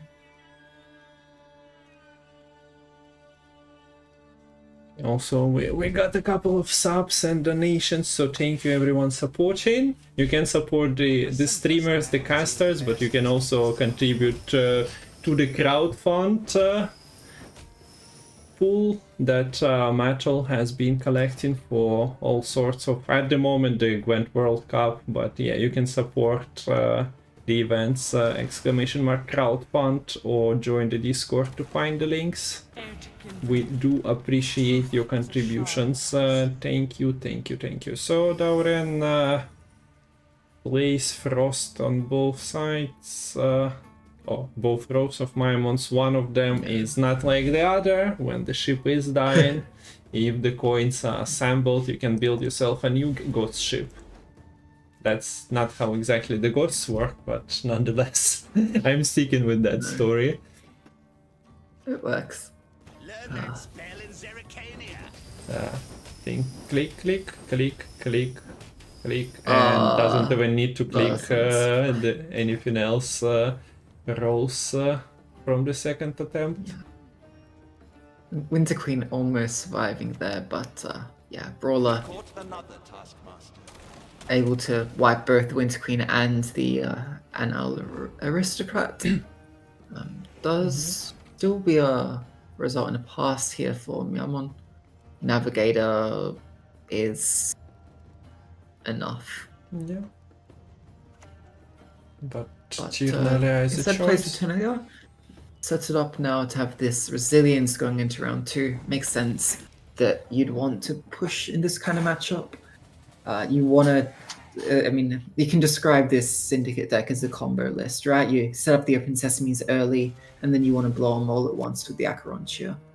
Yeah. Now, if you're able to bleed out the Open Sesames or the Acherontia, suddenly they're not really able to get nearly as much value with that. Or if you bleed out the Spenders in this round, or bleed out most of the Spenders, particularly even the Jacques or King of Eggers, then you're able to not let the Spenders stick into round 3. But I don't know if that's really such a viable line when you have not that many direct control tools in this White Frost list. So both players committed artifact in round 1, so now those gonna be disappearing from round 3 if there is ever a round 3. Dauren had what, 3 and 1 I think was the split of the Frost on melee and range, so that's it's a nice extra value besides the Red Riders. Maimon, I'm not sure what was his plan. Either he was like, I'll play, if you don't pass early you cannot push me proper, like I will have the candle already on board as the carryover to protect myself from your bleed. This Golden Child is like, he did okay. he didn't grow too much. I guess he learned a couple of life lessons, but also was laughed at home. But he wasn't like this, neither balanced or like an aristocrat in its full form. Yeah, probably more of a Corinthian bronze child in this game. But yeah, Oberon still finds decent pull in the NL aristocrat. And now there's a choice from Yaman. Do you just go for the open sesame or okay, payday to get that kill? Yeah, okay. Makes sense because between the frost spawns on Tenalia and the Ardgaith, that would have been a lot of extra turns of frost that aristocrat would have provided, and then you know those NL navigators, those Wild Hunt navigators would have double dipped on that value. Yeah, potentially double red riders in this round, so yeah, it's a lot of boost. Will give the flashbacks of playing against Temerian infantry of sorts. Man's got the wares. If you've got Okay, the the second one is who do I given spy? payday I again. think This time Yeah, no this is- sesame. yeah, so early King of Beggars, and it does go onto the wrong row here with the frost, which is really unfortunate there from Yaman. But with the payday is able to get the dominance, which means that if Darren wanted to say go navigator into Ternalia click with the replay on the navigator, it's a bit less good. It's sort of 2 points less since the dominance is missing right now. But don't really see Dauren finding the pass button with unclicked Ternalia anyway, so must be seen that. Sadly, the second red riders that are in hand, they are, well, probably not seeing the combination with the navigator, as the junior is just waiting for his turn. Yeah, so A lot of frost. Even one leader charge committed. And well, Maimon's deck has Morels, it's not in hand. And it's kind of awkward if you get to get it properly from Acherontia as well, but here we see the ship. ship floated. Well, that's what ships do, but Oh, it's symbolic. Riptide, Acherontia. The storylines writing themselves. Like Riptide is just going against the ship. I'm not entirely certain. There was like the candle as well. yeah, I'm If- surprised. I don't know why you wouldn't at minimum candle spend to protect against Riptide. I mean, you're always vulnerable to that Imlerith's Wrath, but you could have protected against the Riptide. Blind Redanian, I guess, is the target there to thin it out. I think it popped off graveyard on that turn, right? But now all Just- sorts yeah. of trouble, and Dauren after seeing that Riptide connect. Sure, won a 50-50, but that's a 50-50 that you take most times because you are Yeah. pushing and you are just deflating your opponent's round so much. I mean, yeah. If you miss the 50-50, you lose 2 points on the Navigator replay. If you win the 50-50, you gain so much more. So yeah, like you take that every time, and you see just this huge gap. It seems like Myeomon wasn't respecting that threat of the Red Riders, didn't use the Horson Jr. onto that Wild Hunt Navigator. Maybe thought like an Eredin or an Aristocrat later on would be scarier, but I'm not sure that's quite right. The nice thing is this leader works very well with the Oxenfurt Guard, and with an open sesame should be enough here. Yeah, the reach Get ahead. is definitely there with Sesames and the leader. And by definitely, I mean most likely. Yeah, it is there. But now if you use this leader, you will trigger the final sesame this round, and you didn't need it. Wait, he's still losing 4. Oh, so you do need it because the first Yeah, he needed like 1 coin. Maybe 1 coin and not 3 Yeah. would have been nice, but... So, Jacques against Morphoot. Morphoot kind of wins it, but Jacques also has the spending function. No Novigrad, so bank is what you want, Novigrad. Yeah. What does believe Dauren there's has? still 1 leader for Dauren, right? Still golds in the Eredin and the Wrath. Only Wrath can be fines, particularly scary if for Myammon if there is a lack of spenders, but with the Naglfar, Wrath, and Eredin all missing here, there's quite a big choice of what the girls has to find. And okay, Dauren actually did use both leaders in that round. So, bit of a sad Foglet, probably just going to be cleaned up by the Moros immediately. Oh yeah, you're not, Very poor draws. you are not seeing Morphoot anyway. Till the last play. And Wrath might have to... Although the good thing about Moros being played early now is that... Okay, I was going to say Dauren could try to float the Morvud and then use Wrath if felt like that was a viable line, but no, he just goes for the early Eredin. Probably the more consistent line, but I guess it ends up being correct since his Cursed Blacksmith would have been a very good spender, just going wider. Wouldn't have been forced to go tall onto this Jacques Grandmaster. But going slightly in the wrong row is a bit unfortunate there for Myammon. But yeah. So there are no sesames that trigger in, both were utilized last turn. Now spent for Jacques to land properly, no KOB return, so what Myammon has is hidden in the Jacques now, so that's what, 12 plus the leftover coins. 5, 17. It's gonna be just short, I believe.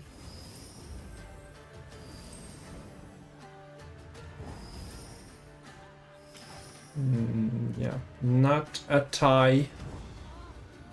So even Well, with the time sacrifice the series. Chirontia,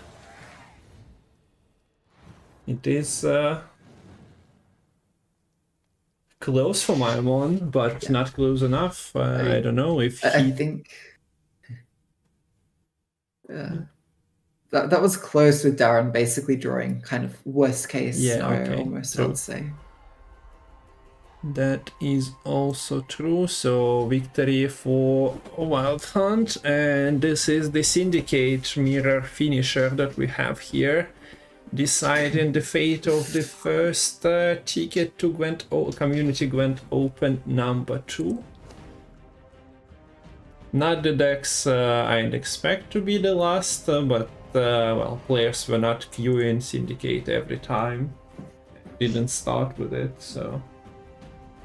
It's not fair to say that, maybe it's fairer to say that the best was saved for the last and not the weakest. As we at times see in Gwent, when one deck is clearly struggling and players just winning with others and bring in the worst deck, so to say.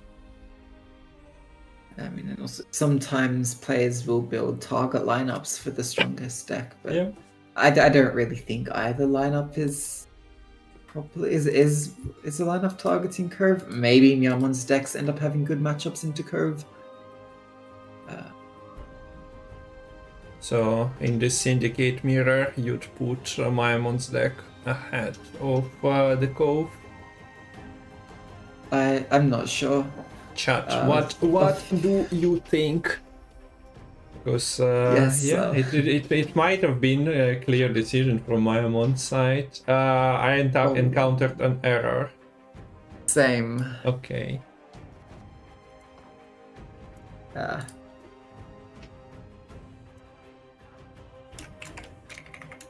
Okay, I'll let you handle that.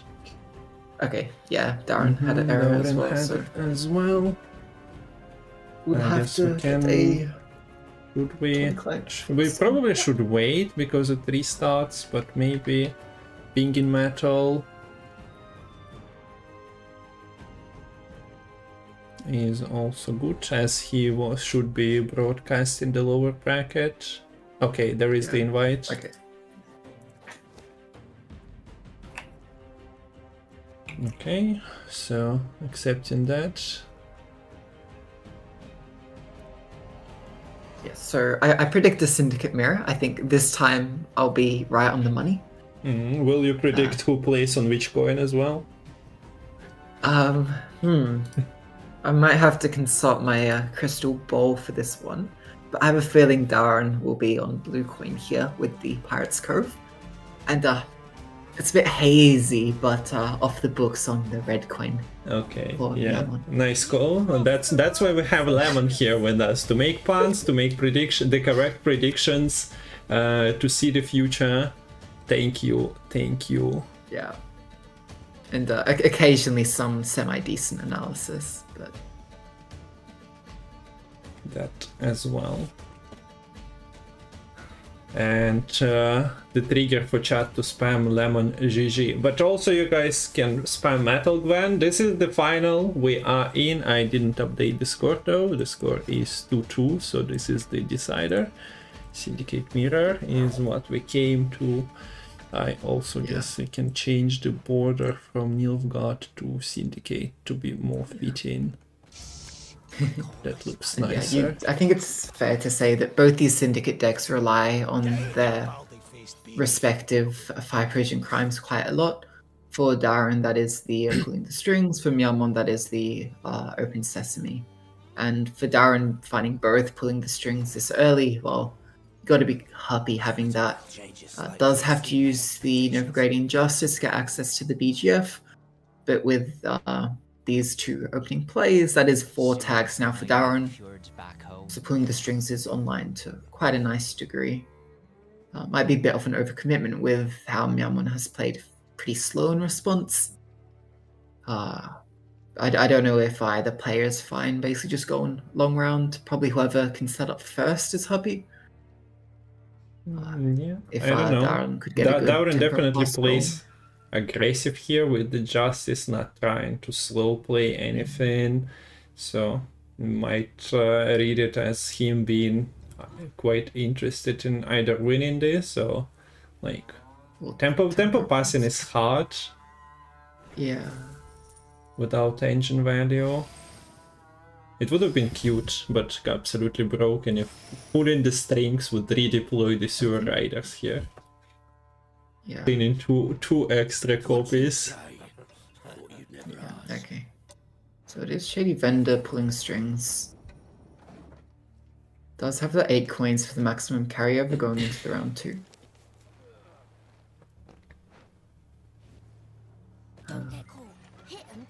I am on 1 coin short of getting the Flame Redanian in. Yeah, so yeah, and with that, Miamon would effectively need like 11 points to catch up in 1. Would probably need to be a Horse and Junior commit if it were to be the Tempo Pass, but it looks like Darren happy to just develop the slight profit with the Fistech Trafficker, not going offensive, just poisoning a low power unit. Doesn't have to worry too much because Miamon's deck isn't actually playing poisons sort of in the main deck. Always a threat of a failed experiment coming from that Eventide Plunder, however. Yeah, and you never know what you meet on the streets of Novigrad as well. The click from there can bring all kinds of poisonous creatures and humans. I'd say that regardless of kind of how it goes, in terms of who wins the round 1, I'd say that the Pirate's Cove does like the first say quite a lot. Just being able to develop your gangs before the opponent, and then just have the pulling the strings online is quite powerful. Also, Miamon is playing the Barnacle Brawler, and you don't want to play second into the Barnacle Brawler. Okay, so that's a bit interesting. Is Miamon just going to mirror the Novigrad? Yes. That's a nice find on both players. We've seen people play Novigrad in round 3 quite often, but that's the Devotion Syndicate for you. not enough thinning tutoring available most often. Like we see that Flying Redania and KOB are the thinners, but takes a while for them to come out. Do you think the situation a jest? Okay, speaking of Flying Redania, there it is. So Dauren, are we breaking the 7 card barrier here? I believe so. Certainly. Okay, and goes for the leader. Yeah. So this isn't even for the Tide Clerk tag, this is just to have a spender, because the Sewer Raid has already provided that additional tag. But when you want to play the, what are they? Mutant Makers to get the Fire Swan Salamanders on board as well, you need to have a bit of spending beforehand. That's what this first Sea Jackal provides. I would not be surprised if it is a Siggy Reuven follow-up here for Darren, aiming to get the BGF on board to then have a good collusion pulling the strings in the next couple turns. Okay, so speaking of poison creates from Novigrad, potentially. That is also a threat, yes. And there's a 50-50 whether the Siggy is going to find the Blind Eye. Poison. So Premium grade won't find any better. we're actually guaranteed on the Salamander, I think, as well with the failed experiment.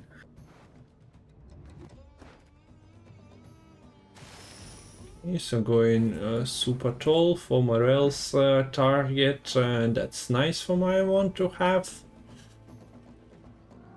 And look, sometimes you don't want 6 gangs when you're playing pulling the strings. If you're only seizing a 4-power unit, you'd rather only have 4 gangs, and that's exactly what you get here with the Novigrad creating that Blind Eye tag to put down, just enough to steal that spender. And yeah, values the Oxenfurt Guard as a spender more than the Brawler, considering the Brawler is only going to be hitting a Jackal and making Miamon's Top Punish less strong here.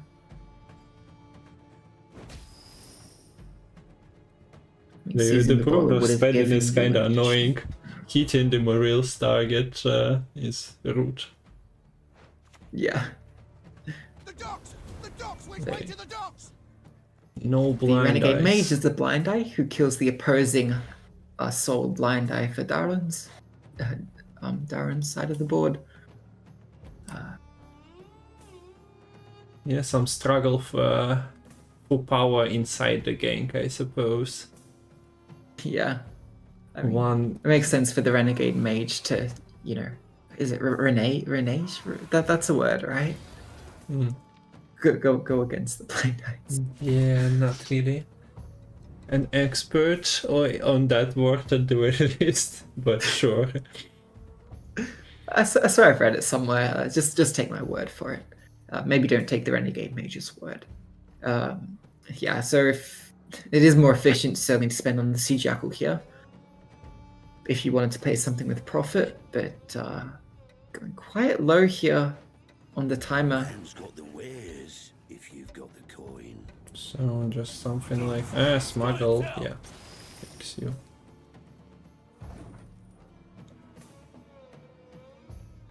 So gangs, cool. Represented Fire Sworn Salamandra, Tide Cloaks, and a couple of humans mixed into that city affairs. Maybe they didn't want to. So yeah, not. It looks like a lot of units, but they are doubling and tripling the same category mostly. Yeah, and there goes the big spender. Yeah, I think it was definitely a bit of a rope there for Darren. I don't know.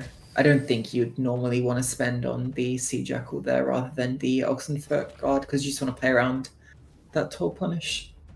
That could have had, you know, potentially 2 more points. Technically 3, since the Brawler would have hit the Footman, I believe. Sea has been held for a very long time, considering this is like kind of almost your last copy of some of these tags, but I think, yeah, it would either be past this turn or go basically all in. So you see the Bloody Good Friends does find King of Beggars at the blind eye slot, so might just end up having to go for the Horse and Junior as a result. I think would have taken the Trafficker to finish up the poison on the Brawler. Unfortunately, Horse just has to get that kill. Yep. But this does give access to all the tags with the Blind Eye and King of Beggars coming out. No spend does mean the King of Beggars is quite vulnerable to this Salamander Mage though. Yeah, there are not enough surprised. coins for the tribute at the moment, but there is a Novigrad click. Your opponent click Novigrad. There goes the attack control, spender control. Yep. So now there is only 4 tags remaining. It's actually still okay as far as Yeah. tags go. The token. But since Salamander is one of the missing tags, the collusion is still almost max value. Be ashamed to let this beauty go to waste. So you can roll damage onto the ship, which you probably don't want to do. No. Still might float the ship as we've seen it before, Yeah. but hit could somewhere also- else instead. Yeah. You can also pulling the strings the ship as well to get a bit of extra carryover. And decides to clean up the opposing Horse and Junior.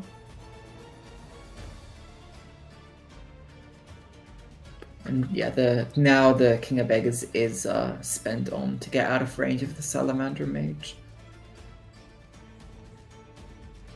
Quite a big difference in points now.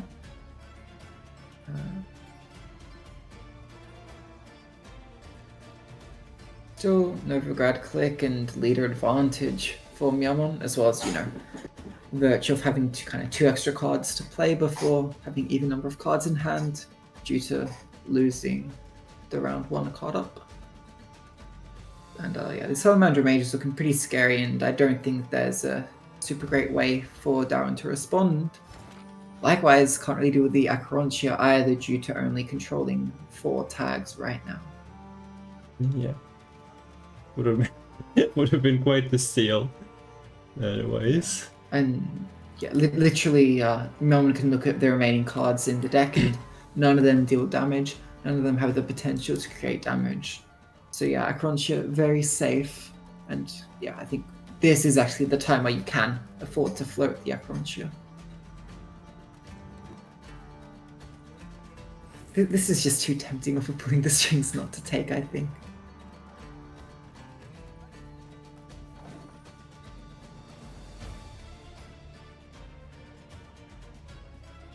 Okay, so final moves in this final game of round 2, but potentially round 3, you never know what Acherontia brings.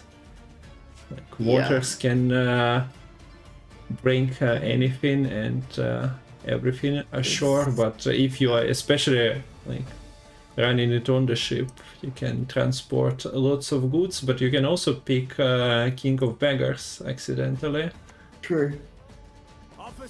That is probably the main downside to playing it uncontested this early. Okay, that's not happening. You choose the Street Urchins here because it gives you the most coins and also gives you the 1-for-1 spender to ensure that you can always have enough spending to trigger any open sesames as you need, as you require. But there's only 1 open sesame in the graveyard here with a 2 charge right now. Closer. Come on now, But try. not going to need to be triggered here from Yaman. So That's looking decent going into the next round now. yeah, you have click available. Your opponent basically played most of the golds, bearing the jug that you have 1 copy of as well. You might get some extra coins from Vivaldi Bank, cashback from KOB, Sesame. Yeah, there's leader advantage, King of Beggars advantage, Novigrad click advantage. Little Birds are Also nice probably- cards, but they are a little bit too late to the party, as all the ganks Yeah, were they- already locked up in the graveyard. They should be able to still play for like Well, yeah. 3, maybe 4 spending for 2 coins. Just still efficient. Well, yeah. Nothing to complain about, but in a longer period of this round 2, they could have And, accumulated quite a few extra points. And you know what? Miamon was sort of 1 point short of 1 point ahead, I guess, of not needing to trigger the Open Sesame graveyard there. And if Darren had have optimized the points a little bit more on the micro level in the last round, there would have been a little bit less carryover for Miamon now in this round 3. Yeah. But now, well, yeah, the Novigrad is still there. The Sesame is at 1 charge. Okay, here we go. Hark, brothers. These are the The words of tribute scripture. paid, 20-point lead. And also it's well, worth- poisons. It's worth noting that Miamon also has double Salamander on board right now. So Shady Vendor not only gets the 2 coin refund from the Salamander Mage, but if it can roll that Stolen Mutagens, that can be a lot of value. So fish deck alert as well. Oh yeah, true. Let's see what is being optimized here. Goes front row. How about this? Let's take the risk. Finds the Eventide Plunder potentially. If you get your own failed experiment. That's the roll that probably seals the deal here. Yeah. Tauren of course has the full bank, but we see that he forfeits after that roll. Yeah, I don't know. I bank into the failed experiment rather than the little bird seems incorrect there, regardless of kind of the roll from Miamon. So we are congratulating the ever-present on Metal Tournaments Miamon with taking the series 3-2. Close battles. Tauren managed to get to the final match or game of this match. And he gets another shot in the lower bracket series against, well, I haven't checked yet, but either Sanvanter or Lerio. So, well done, Miamon, King of Nilfgaard from the recent community tournament of Nilfgaard only. Also takes a slot in Gwent Open number 2. So, yeah, this is not the end of the event. We'll take the break, maybe check who is playing. We do have the bracket, I guess, and we check that. It looks The like game there is might still- have been a problem. Okay, Yeah, I don't know. so there are not It just updates. You hasn't can check, started, or you've already been checking 20 minutes ago, Metal's stream for that. I take a small break and then we can continue, return. Or do you have to summarize the series? Quite quality Gwent, I don't know, was very enjoyable Yeah. for me. A lot of great games, but very much kind of alternating wins. I mean, if you look at it, it's literally Miamon wins, then Darren, then Miamon, then Darren, then Miamon. Yeah. But yeah, I saw quite a lot of variety in the terms of decks played. Quite close games, I think, all around, and often whoever was able to sort of have a good round 1 and take control of the game tended to really take that into win, I felt. Maybe apart from that game 5. But yeah. Yeah, I don't Generally, know. yeah, last thing The that- attempt at the bleed was nice and all, but just the reach of Acherontia, the opportunity to float the boat and then Yeah. optimize your spending was nice for Maimon to have. And well, with the junior out and your inability to potentially knock the ship down to 3 power for Junior to finish it off. Was cleanly done by Maimon. Yeah, I mean, that bleed could have gone a whole lot different if the Junior was sitting pretty in hand and the Sig instead pulled the BGF and some other card which was in hand but- otherwise. Yeah, this is the this is the roles of the gang deck. You're usually getting decent options anyway, but you cannot guarantee it every time. Maimon also could have pulled the King of Beggars from the top deck, and that changes everything. And I think, Maimon did very well to recognize kind of what that particular game the roles were looking like, and then made the most, floating the Acherontia, and that was just very well played to secure that series.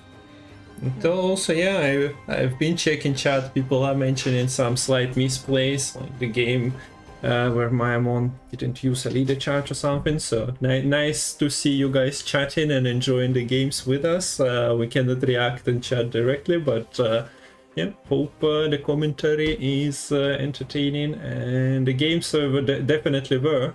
We didn't get enough ties to entertain us with longer games, but for Lerio against Sanvanter, I'd expect that they might have tied 3 times. Daurian with Lerio tied twice yesterday. And also a reminder, if you missed any games, they will be on YouTube. Cast by me, by Lemon, our collaborations, also Salty and Metal were showing games yesterday, and today Metal is showing game as well, so you can enjoy it even if you missed it. Sometimes even knowing the result, you might learn a lot from the pros piloting the decks. So okay, let's take a break, and lower bracket final is what we're waiting for. Dauren is going there, as he failed to secure the spot, but he gets the second shot. And we'll be playing against Lerio or Sanvanter, who, as Lemon mentioned at the beginning, they are always present in those competitions in 2024. They were competing in previous year, but in those community tournaments they have been getting nice results. Okay, so a small break, and then we're back.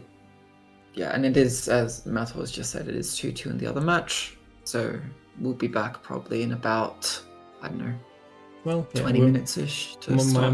Might be back a bit earlier, but if not, then in 20 minutes or so. So see ya everyone, and don't go away. Another final, another ticket to Gwent Open.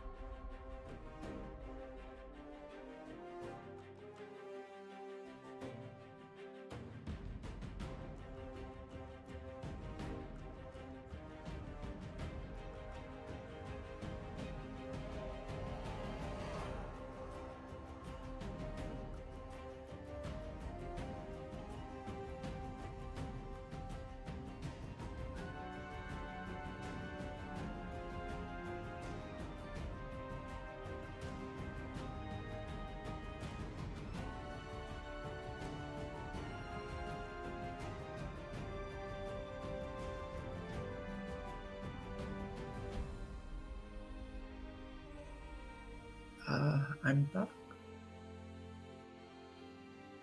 Okay, welcome back, and we are live as well. So I put on the screen, we are witnessing Dauren versus Lerio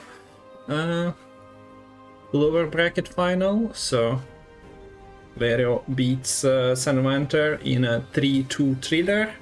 And we've seen, this was the first game I casted yesterday, Dauren versus Lerio, if I'm not mistaken. So they both have gifts, they both have frosts, they both have coves, and then it's an art versus Skellige, pirates versus Inspired Zeal Devotion.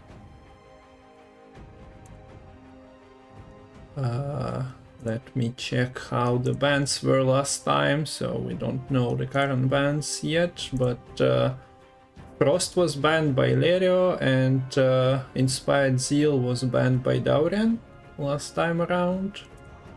So that's something to consider. We will be looking at the player decks now. Not sure how much time we do have. The tournament platform broke, so Yeah. it is being rebuilt. So keep me posted on the Scheduled. invites. Also, we don't need this score at the moment. And I accidentally disconnected from the call, so if you want to bring your camera... you brought it, okay. It is. I I think it's actually, maybe meant to start very soon. Well, we just saw Dauren's deck, so I guess we can flick through Lyrio's and then if time return to Dauren's lists. Okay, so Lerio's decks are similar to Dauren, but they have different card choices here and there. So this is Lerio's Frost list. And we see that he is not playing Riptide here, Double Foglet, Aperian Phantom, the card differences. Both are playing with Wormwood, Morwood though. Okay, so let me check what is in Discord. Match started, yeah. Okay, Yes, so yeah, this it's is about to be soon. this is the first differences in Gift. There is Saskia. I think both are playing with Eskel. Yeah, but both have Eskel. Philavandrel is the only access of Frogsmate in season for Lerio. Dauren was playing that from hand. Other than this, like maybe Double Circle of Life is also a difference. The Morin and the Bountiful Harvest are downgraded from Darren's list to sort of upgrade that frog mating season up to the Saskia. Even Cove is not the same. Lerio is playing Casino Bouncers instead of the Sewer Riders as the Tinin, but there is also Tunnel Drill, no Novigradian Justice, so tweaks. It is worth noting that by not running the Tide Cloak in the actual main deck, the Pulling the Strings is capped at 5. So whether that's 5 profit or sort of 5 Cs, the Pulling the Strings are worth quite a bit less in this Pirates Cove list in comparison.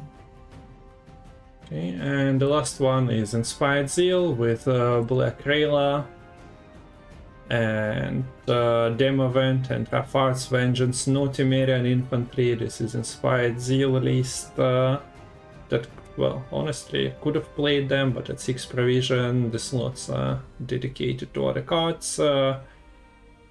Cadreni Revenants and Forbidden Magic for even more of those. Against things like Gift, you might be happy, so that's potential ban target. We've seen Dauren already ban it once. Yeah, and the thing is also with this sort of list, you sometimes wanting to use your leader a bit earlier in the game, particularly maybe on round 1 on Rafard's Vengeance, maybe at the start of some round on the Black Rayla. So that does make the Temerian Infantry quite a bit less powerful compared to like the stockpile list we saw earlier. So you get Ready with Judgment, you and Hubert as your thinners, but at the same time, while playing Siege Engines, Siege Masters might bring it in hand, and you don't really want that.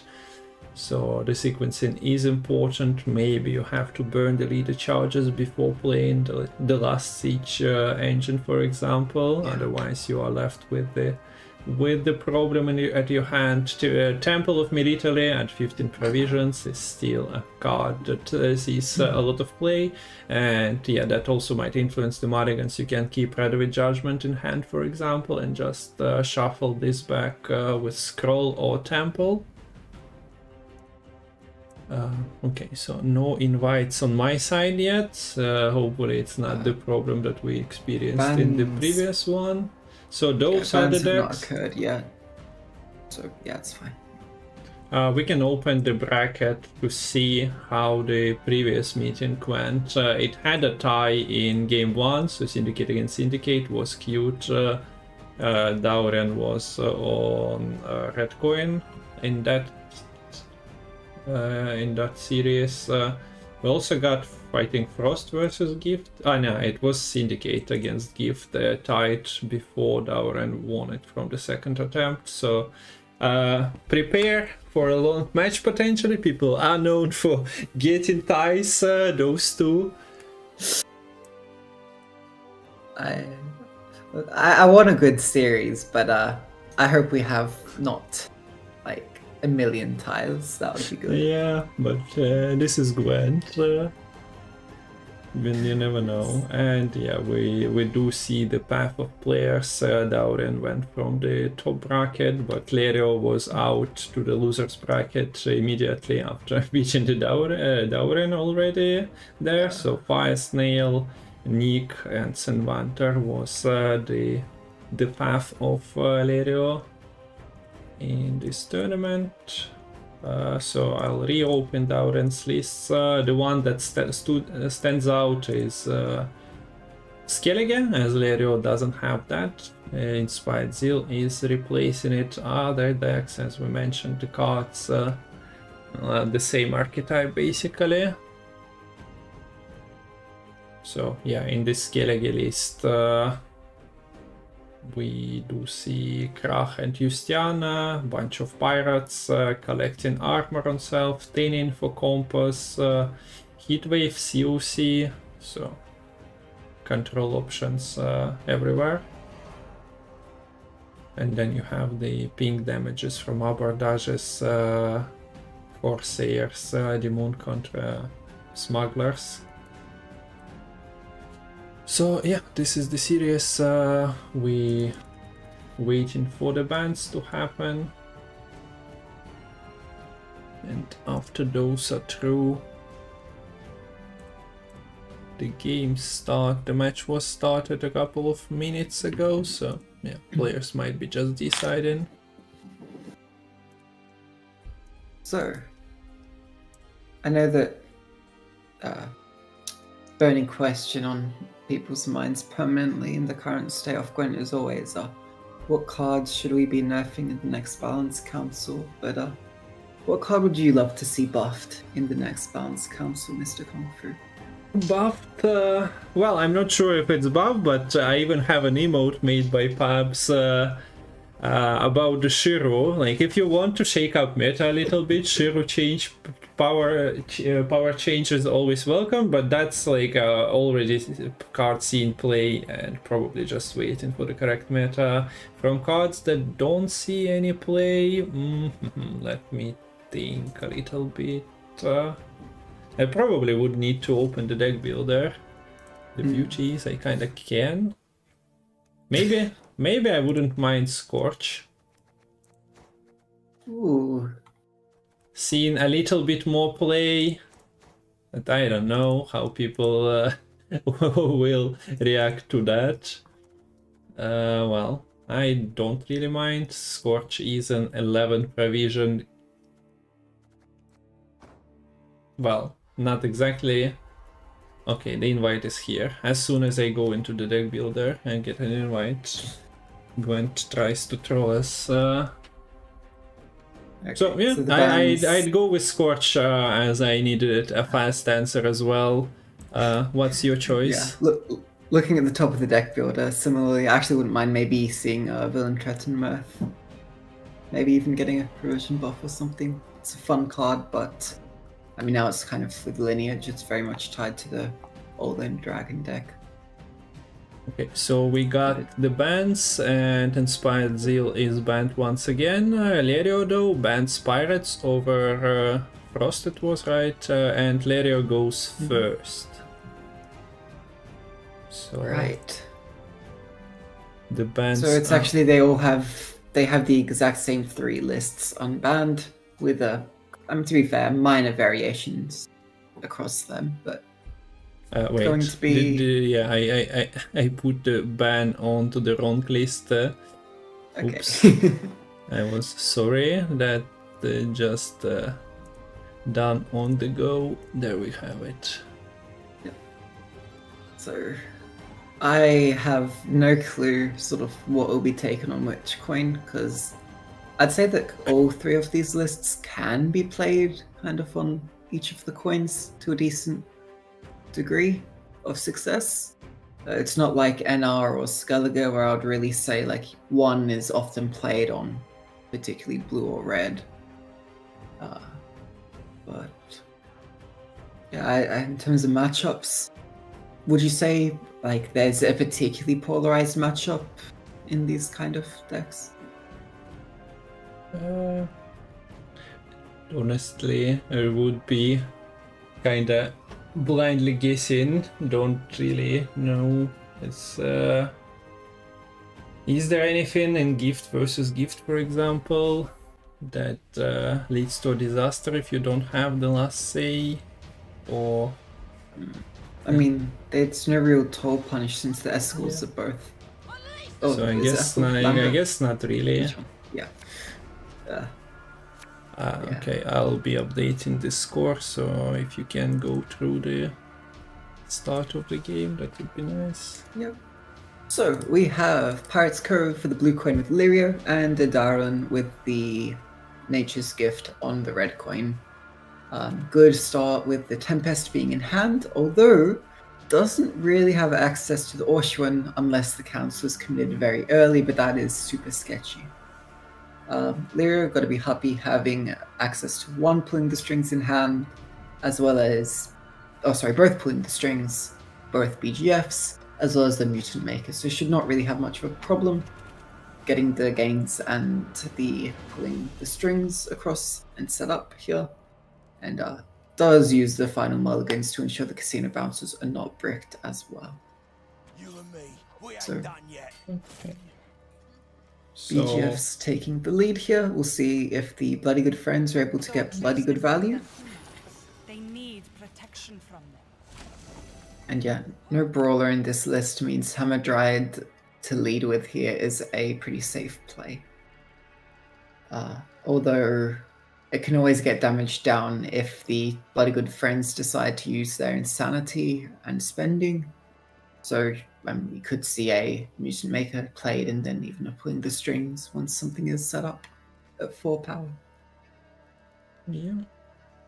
So different queue this time around. First match between the players we've seen Syndicate against Syndicate, but this time change comes with Dauren taking The gift. digits dropped off. Oh, we must sew them back on. Okay, so you cannot really protect your tags without the candle, which means that yeah, we do see Rebuke going on to the mutant maker and making a treant. Does it qualify as a mutant of sorts? Maybe.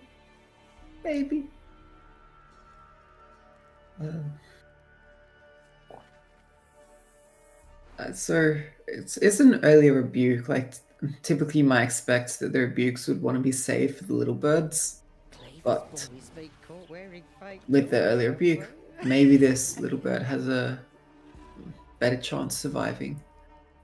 Does play all on one row to try to play around the threat of that Tempest. But with Little Bird being the lowest power unit, Tempest would kind of be able to set up the kill onto her in a few turns' time. And it does end up taking the blind eye tag here, since, yeah, there's no way in hand to really get that blind eye. Get me work. Okay, so Okay.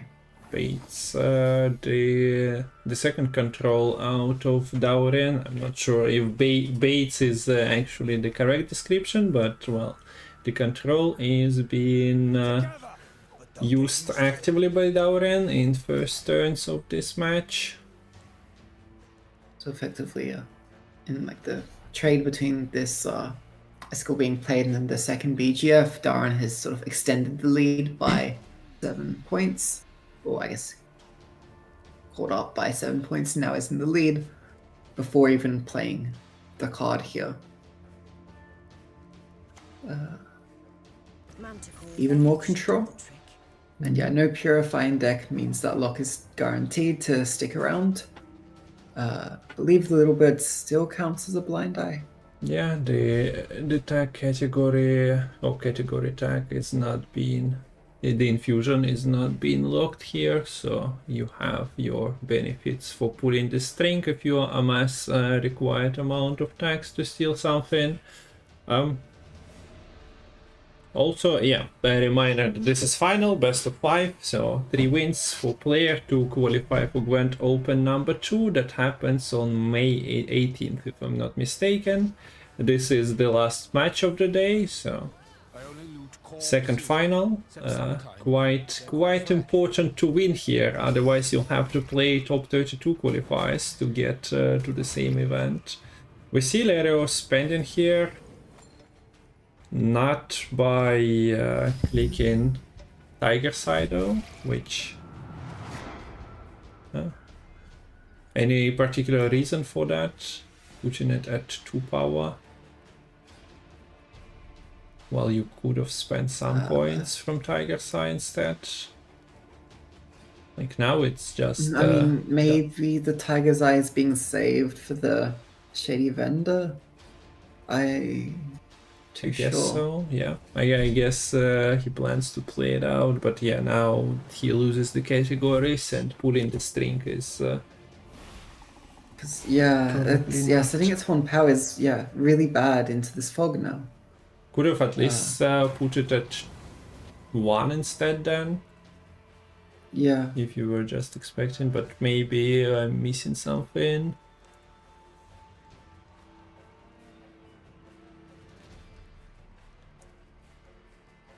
Good luck. Not too much. Hamadryad is sadly for Lerio not really a part of any gang, and she will be also dying next turn, so they couldn't really properly initiate her into any of the gangs. Yeah. I don't know if it was conscious, but Darren did have the choice to play the Hamadryad opposite the row to where Lirio played their first unit, and that does end up mattering with the eventual pulling the strings coming through, and then this Tempest being developed, so getting more value in that sense. Yeah, just to now make it a bit easier to keep going after using all these control tools, now Darren is actually setting up engines in the form of this Knight Fledgling, and a few leaders being used too. Tunnel Drill comes down, and it is a different tag, so now they're back to 4 tags total, so maybe it doesn't matter as much that the BGF was killed off. And it looks like, yeah, the CGF, you don't want it to die to the fog, it's your only sort of boosty spender and also your only Tide Cloak tag right now.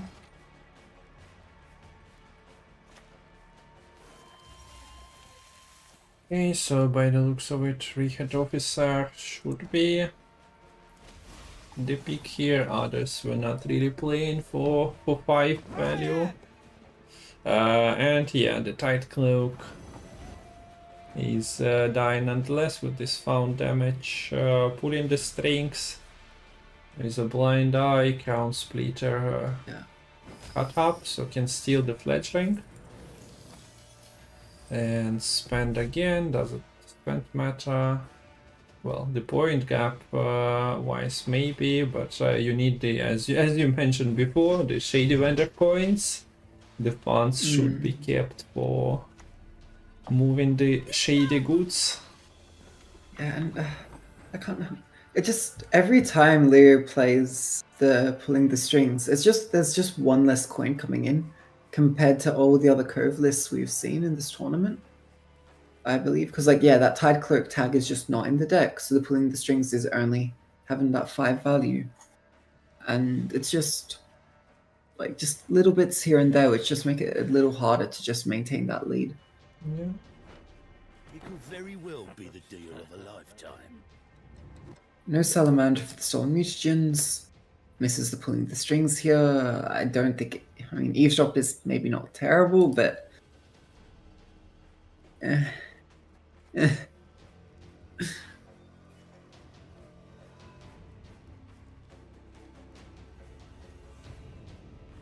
don't know. None of this seems particularly amazing. Okay, so takes the Purge. Okay, yeah, that works. Into the kill of Knight Wand Keeper, right? Human is a dead Yeah. But here comes the Philowanderal, and I would believe that the Frog Mating season will be used on the Purely Knight. sound. stiff neck.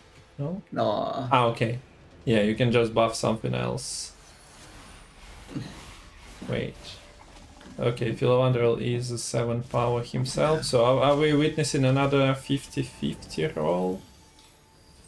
Not even 50-50 now with that Vitality. Yeah, the Moran is also 7, so Yeah. fair enough. Frog's helping set up another potential collusion target. Like, okay, if Leo commits collusion, I doubt you'd be expecting to actually gain the round win off of it. You'd basically just be saying, okay, I commit collusion and I trade for last card. And Yeah. we can see it's not worth it.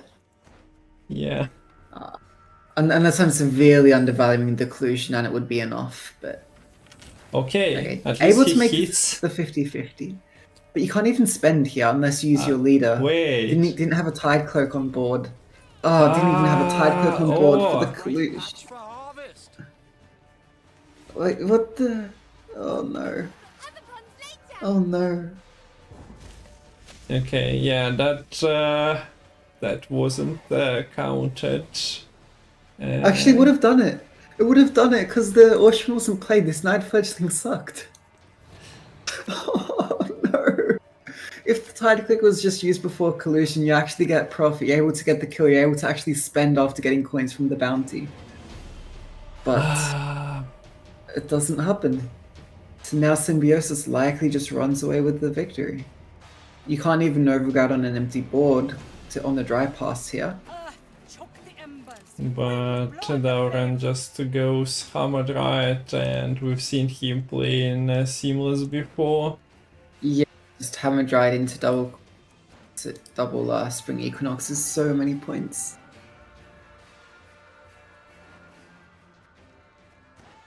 Doesn't use the leader charge on it, but Junior is a card, so I guess. Do we see an all-in or do we see a pass? Nah, yeah. This is Dauren we've seen. There is fall into a tutor as well. No, no. Okay, there was no. Council was already spent. You are no lunet of mine. But bam, you probably like you don't have your leader to create at least something in terms of attack. Only Novigrad 35 plus points behind. You definitely spend 2 cards, your opponent, and good cards at that, to close the gap, and your opponent has Gort rocks. Yeah. From full most likely. Something else. Our opponent also might decide to play Gort. Yeah, probably need to high roll some poison from location potentially, or go failed experiment, then find the Fistek Trafficker from the Siggy and have enough coins. Which... Actually, yeah, actually no. Siggy can either get the Fistek Trafficker or do Furco into Fistek.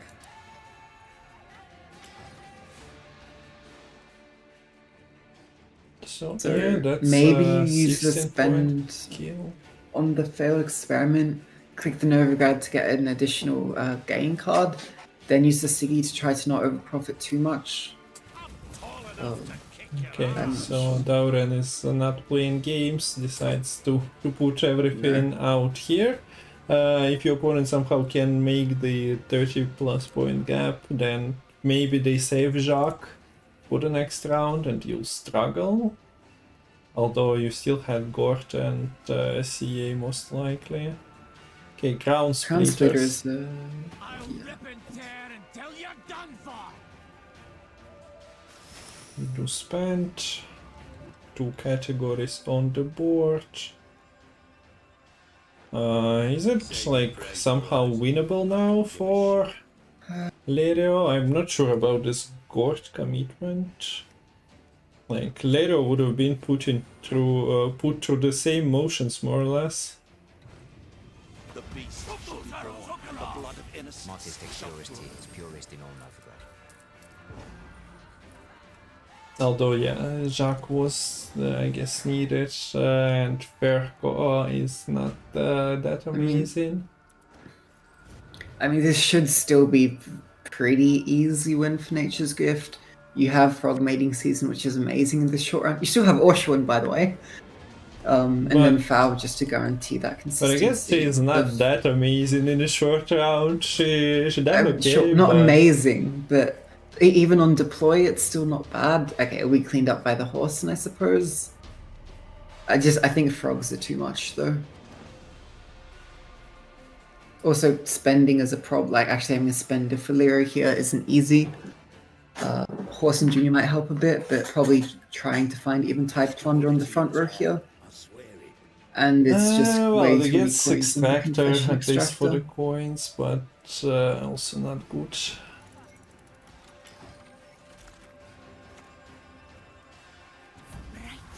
So at least you can kill the Treants. Yeah. Yeah. Well, we've nattered enough. It does make frogs a little less good. Yeah, like non-existent at the moment. Well, I mean, but the Well, thing at is, the then this moment, night yeah. Pond Keeper, yeah. 1 point last play. Yeah. Oh. And yeah, having the Fab to have the additional body the same turn you play the frogs is just so good here. Wait, yes, and he won't let us talk to strangers. Yeah. I'm super surprised the community decided to buff frog mating season. Like, I know it goes wide, but like the turn you play it plays for 10 points, correct? And then 2 points the following turn, no? What's not to like? I mean, I'm just comparing it to Axel. Axel is considered potentially too strong for a very long time at 11 points. I mean, granted, Axel can go straight on an empty board, but Frog Mating Season has that nature synergy. It's super good here. And it's enough for, yeah, Darren to secure that win over Lirio in the game 1. Good start to the series. And, but not clean start from Lirio there in the end of round 1 with, well, he'd prefer not to spend collusion probably because, well, it still costs you a leader. And to activate after seeing what was in hand as well, that has just got to feel terrible because you would have had the round win there if you had just, you know, used your leader first and actually had the Tide Cloak tag for the collusion. But you just have to accept it, put it in the past, mentally reset, and just move on, because you can't have that way in the back of your mind when you're down 1-0 to start with now. Your head needs to be in the game to win 3 of the remaining games.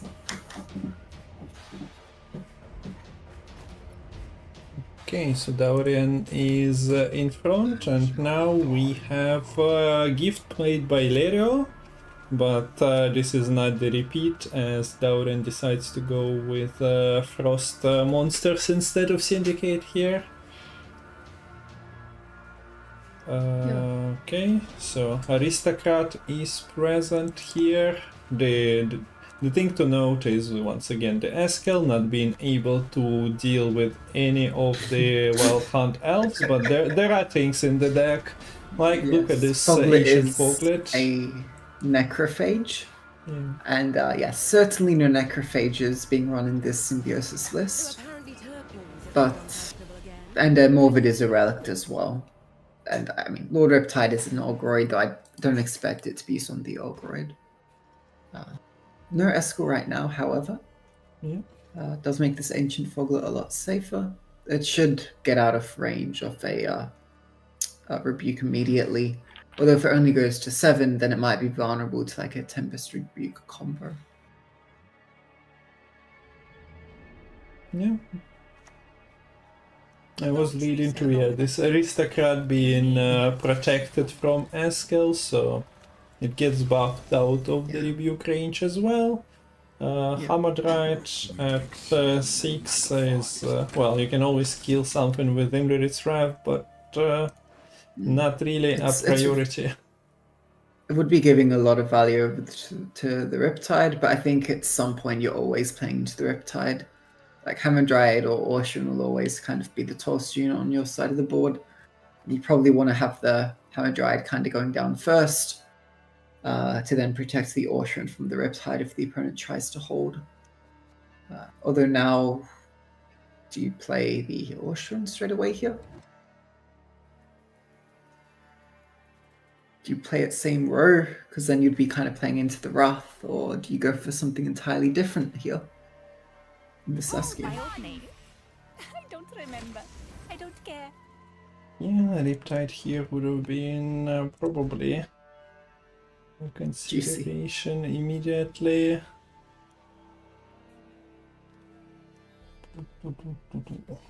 Okay. Could be Leader Wrath here will clean up one of these units as well as the Young Dryad. Does look like Darren is hovering that leader. I don't know if we'll see... okay, or just kill the Young Dryad itself there. The +2 duration from these aristocrats. Both your hearts and minds. No Bruiser. You definitely wouldn't want to like burn the second leader charge here.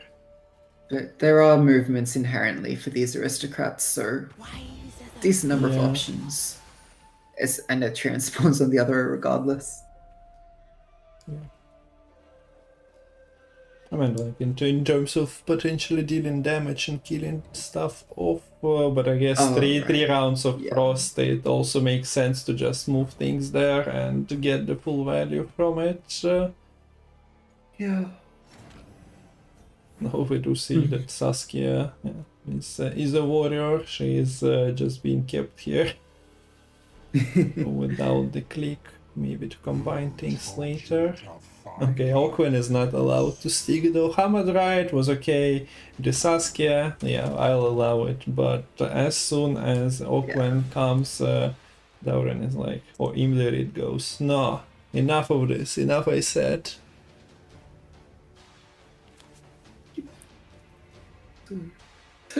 Like, usually try to see if you can get the Austrian stick before the Tempest.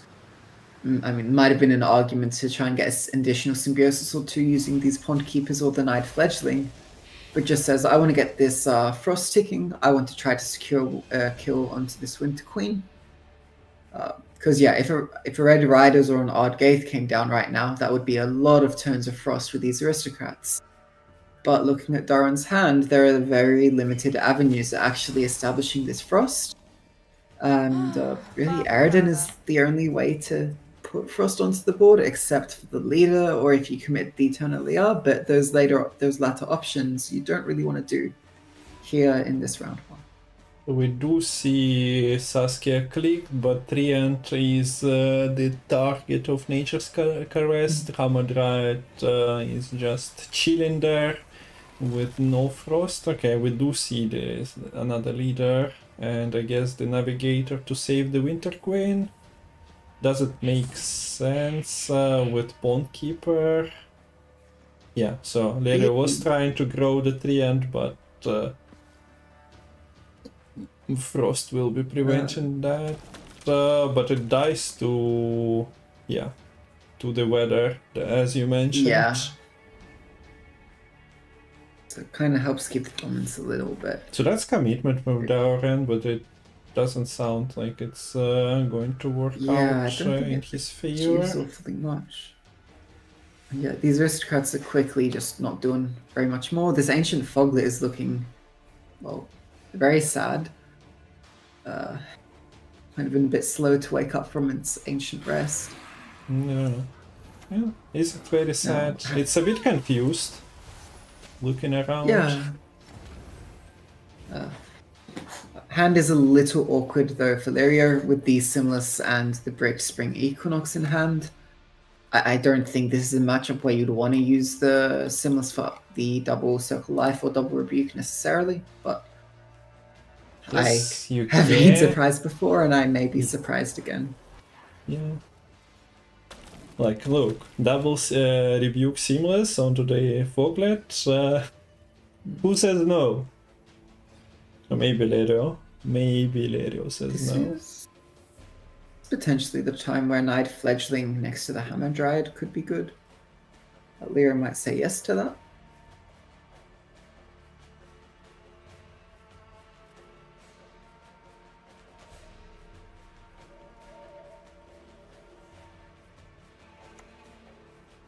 Yes, well, good advice given by Lemon. So if you are in need of a lesson of Gwent, contact Lemon right now and get a 10 lesson session at a discounted price, probably.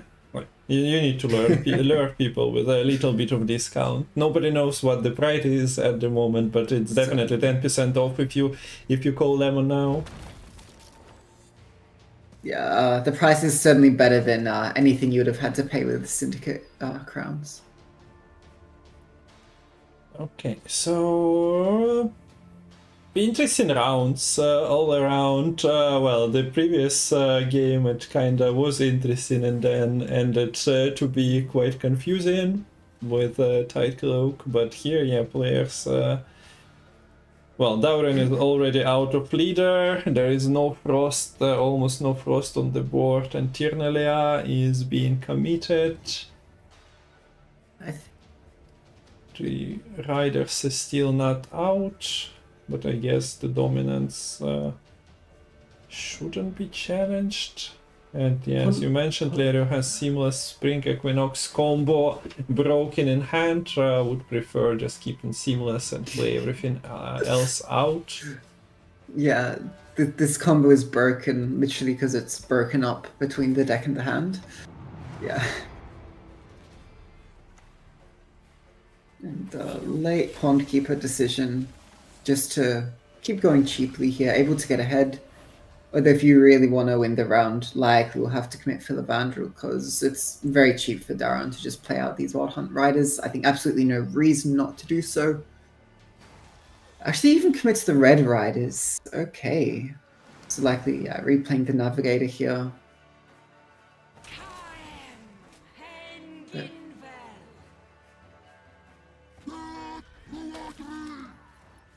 Okay. because these aristocrats only give the additional frost at the end of the turn, this navigator does end up being pretty sad.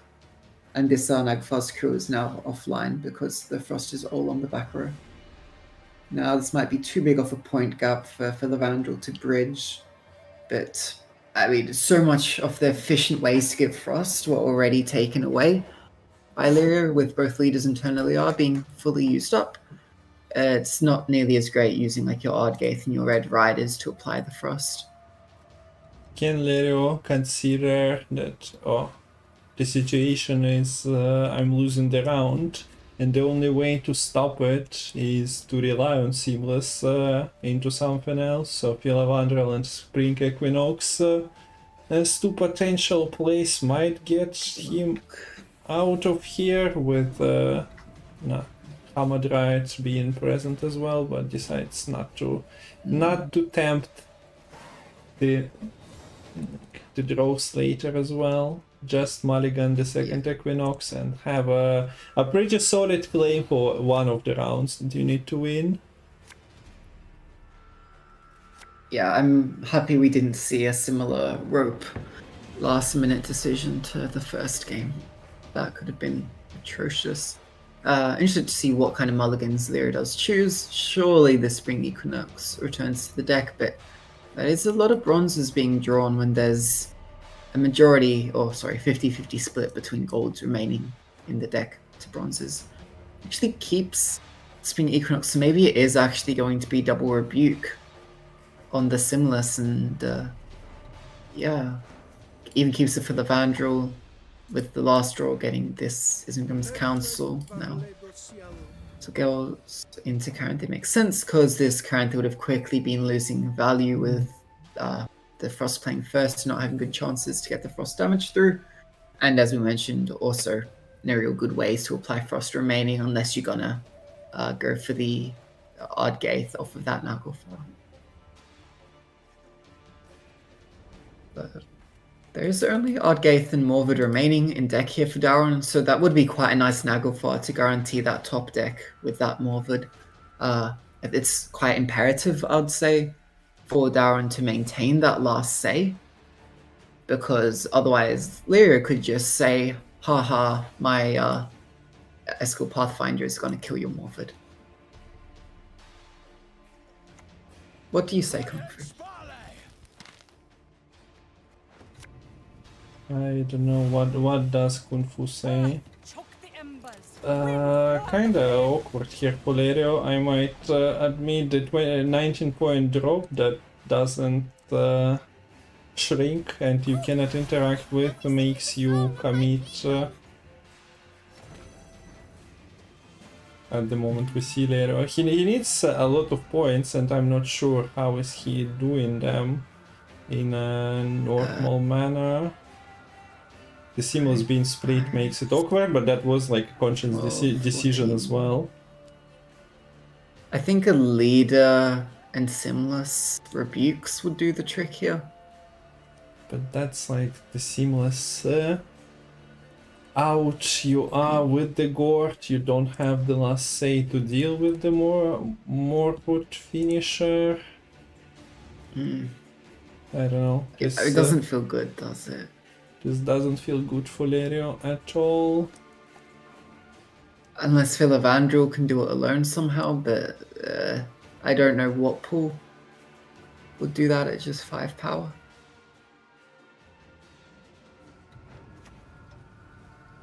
You are no lunet of mine. Okay, so Look, and yes, the Symbolist is gone, but at least you still have the Spring Equinoxes.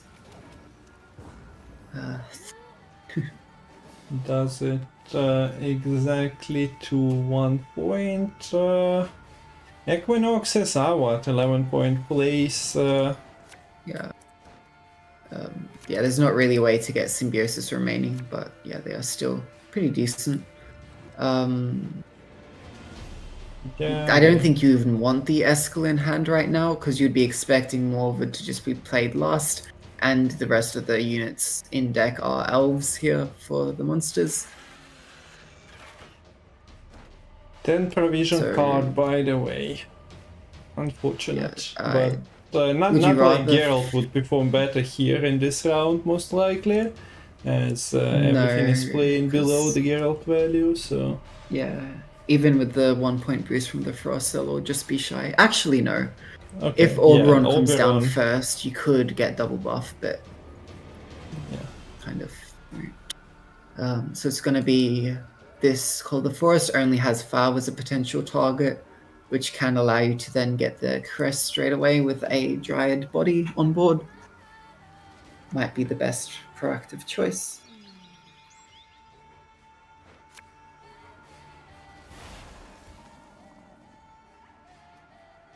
Okay, so how much does it play into Frost? Does it even matter? Okay, stays on the same row, but there is no art gate. At the moment it will be, of course, coming from Naglfar later. The fight for dominance is real, and 5 challenges added in here. With removal gun. You can Look, create a monstrous foe there. yeah. Very sad Ardgaith here, I'd say. This Red Rider's also not looking great. So that, yes, whilst this Auburn and Morbid are very great, this Frost is almost playing for like this Red Riders is doing nothing unless some Treants start spawning on the back row. But then it's only kind of 1 point per turn even. Is okay, the Treants actually Good rolls. well mannered for Lerio and stay Yeah, on the I mean, front row. I know they're called Treants, but they're not wandering from this front row. Seen all, and I am. Okay, well, there's the Bruiser. Yeah. All the efforts by Treants just negated. I was wondering what's the best pull. You also have Red Riders to consider here. I guess that kind of makes sense as well. Okay, and this is really nice because now, yeah, okay, sure. Circle Life, it's a crappy 4P. It's only playing for like 5 points itself, right? But it's going to give a boost to Philavandrel to allow the Frog Mating Season to be created. Which, yes, the Frog Mating Season won't finisher. fully resolve, but it's still a lot of points. We shall conquer this. And that's 19-point finisher Should do it, right? for Dauren, and Lerio still has wait, no, Leader Charge was already out. Wait. Proc, Vitality. And 19, not 20. Okay, this definitely didn't look like the result we got.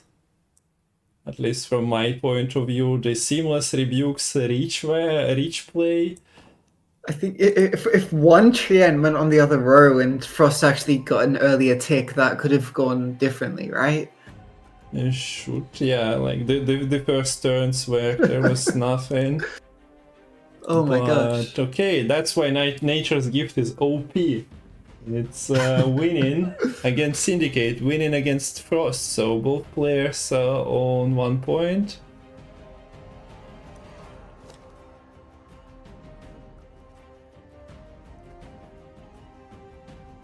And what do we see now? Dauren was taken to Syndicate. Wait, no. Lyra took Syndicate. Yeah, on Lyra took Syndicate. Their first blue coin. Wonder if it'll be taken on the blue coin again. Since Darren had their win on the red coin, and they have to take a new deck this time. Wonder if it will be White Frost on the red coin, giving up that stratagem to protect an aristocrat, or whether it will be the Cove. But yeah, both. I mean, both players won with their gifts. Now they both have Cove and White Frost remaining. Yeah. For all the deck variety, in the end we are locked into 3 decks in the final, lower bracket final, but it's alright. It potentially shows that this lineup is a consideration to people who are playing in qualis in a week. So this is the last match of this top 8 event, but top 32 is coming, and the information will be useful. If Lerio puts out the stats as well, it will be convenient for people to check. So let me update the score to 1-1. And let's go. So, Syndicate against Frost, yeah. Frost from red coin can bully pretty well as you set up damage, you move things, and if any dex wants a unit present on the board, this is the Pirate's Cove. It needs units and needs them surviving, and it plays like little birds buff and stuff, so the units won't be 1 power as well. Yeah, Frost should get value. The hand looks... Well, you probably don't want more wood there, but considering you might not draw it otherwise somehow, I wasn't following mulligans quite close for Daurian there. But no aristocrat, I think, has got to hurt a little bit, because this Cove, I mean, okay, it'll probably just get pulling the strings in a couple turns, but at least then you'd be threatening the early pulling the strings and forcing the opponent to actually have that in hand. And the nice thing about, say, like an aristocrat is it's an engine which does a lot for you, but it doesn't do anything if the opponent takes it. That's an early maximum value Foglet. Can you do anything about... Well, you can roll the Shady Vendor. This next turn we could see, you know, the spending such insanity on the BGF to knock it down to 4 and then have the strings pulled out the front of it. By the way, I assume you don't want me to predict on who will win game 2 on your channel. Yeah, you can avoid predicting. I also made a prediction for the end of the previous series, and considering we were on delay and the bracket was public, that wasn't the smartest. But who profited? Who was smart enough? Yeah, you guys got scammed apparently. I didn't think about it. Now Metal, since we're using different bracket, is running those.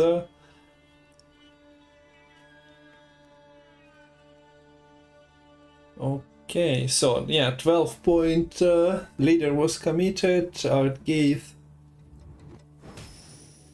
which means that's a long way to go to knock down this ancient format. You have Tiger's Eye.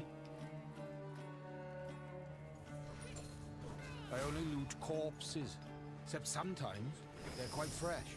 So this means, yeah, you can afford to only knock it to 5 power. But then you've got to protect this BGF in the next turn, I'd say.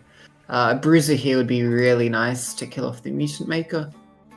But yeah, Little Bird this next turn would be quite good.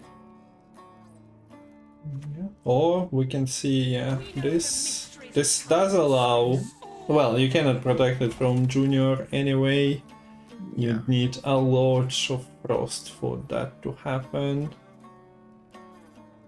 And yeah, there are poisons in this syndicate deck, but apart from the poisons, there isn't a direct like one turn toll punish. So you can afford to go a bit tall and play around them a little bit, especially since you have this Purify in hand anyways. I don't think Darren has much need to be worried about the poisons. Or keep in mind, you do need Dominance to purify an allied unit with this Naglfar Taskmaster.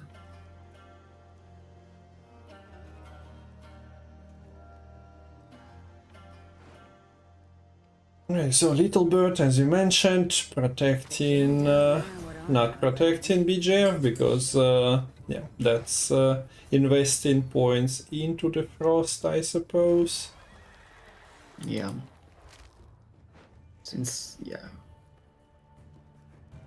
Okay, Dominance, and I guess, it's kind of weird.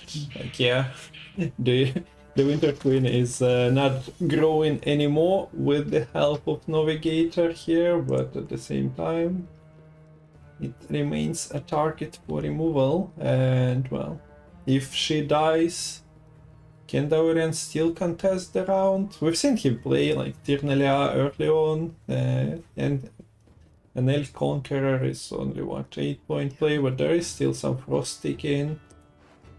Naglfar, how bad is it?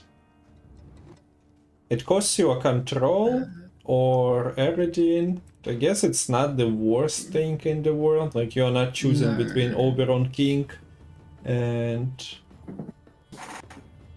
I don't know, Morwood in round 1. So the bad round 1 cards are actually in hand. But yeah, so you do see the poison now, Valyria. A bit slower. Still 4 gangs on board. Mutant Maker's doing a lot of heavy lifting in that regard. This could be one of the situations where we do see the round 1 Novigrad into a loss for Valyria, sort of giving that up to protect against a potential round 2 bleed. In particular, if we see the Eternally, I would not be surprised if Novigrad just gets played in response to kind of match pair for pair the resilience locations. Yeah. So finally, I've seen it. Taskmaster value achieved on a Purify. It often is just there to like feed Tirnelia by 1 extra point and to be an option, but quite often people are not really using it to remove poisons. Yeah. And yeah, there was the option of the Fist Tech from this Furker, but sure, Lyra is basically saying, okay, you go for the Purify. I'm just going to use Furker then pull the strings. Pretty nice point swing. Putin Lerio once again ahead. He's surviving this winter weather. Yeah, Frost certainly losing value now. Conqueror would be just short of staying ahead. So yeah, we end up seeing the leader commitment in addition to the Conqueror. Ha! Yet another horde for my collection. Little bird now under a little bit of threat, shrinking a little bit. Man, now a very little bird. Collusion buffs it up, does it? Yeah. Are we gonna see another round 1 collusion? I mean, I think this time it looks like a better collusion value, yes, and potentially actually like putting pressure on your pushing opponent. I think Daurian is already out of leader charges. You're missing a card up, but I think you have the remaining tags. Yeah, it could work for sure. Maybe Junior to deal with the Winter Queen. I'm not sure how much more Frost you expect. Heartgate and Leader and Red Riders were already out, so maybe you're not that concerned. Okay, so Collusion is the choice. The Little Bird is safe to spend more. Kung Fu with the professional predict.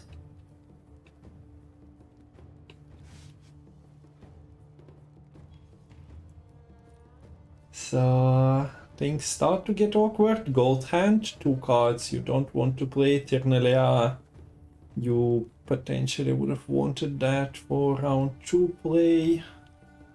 Nagelfar has well, Eredin is probably late to the party, although there are still like 3 turns of Frost. And for now you have dominance, although you can lose it. Lerio amassed enough coins for the Shady Vendor. Okay, so Chirnalia and doesn't believe in double poison anymore. But yes, yeah, I still don't see, like, sure, Chirnalia provides some frost if you click the Red Riders. But other than that, this Winter Queen is not generating too many, like, maybe doesn't require the overreaction.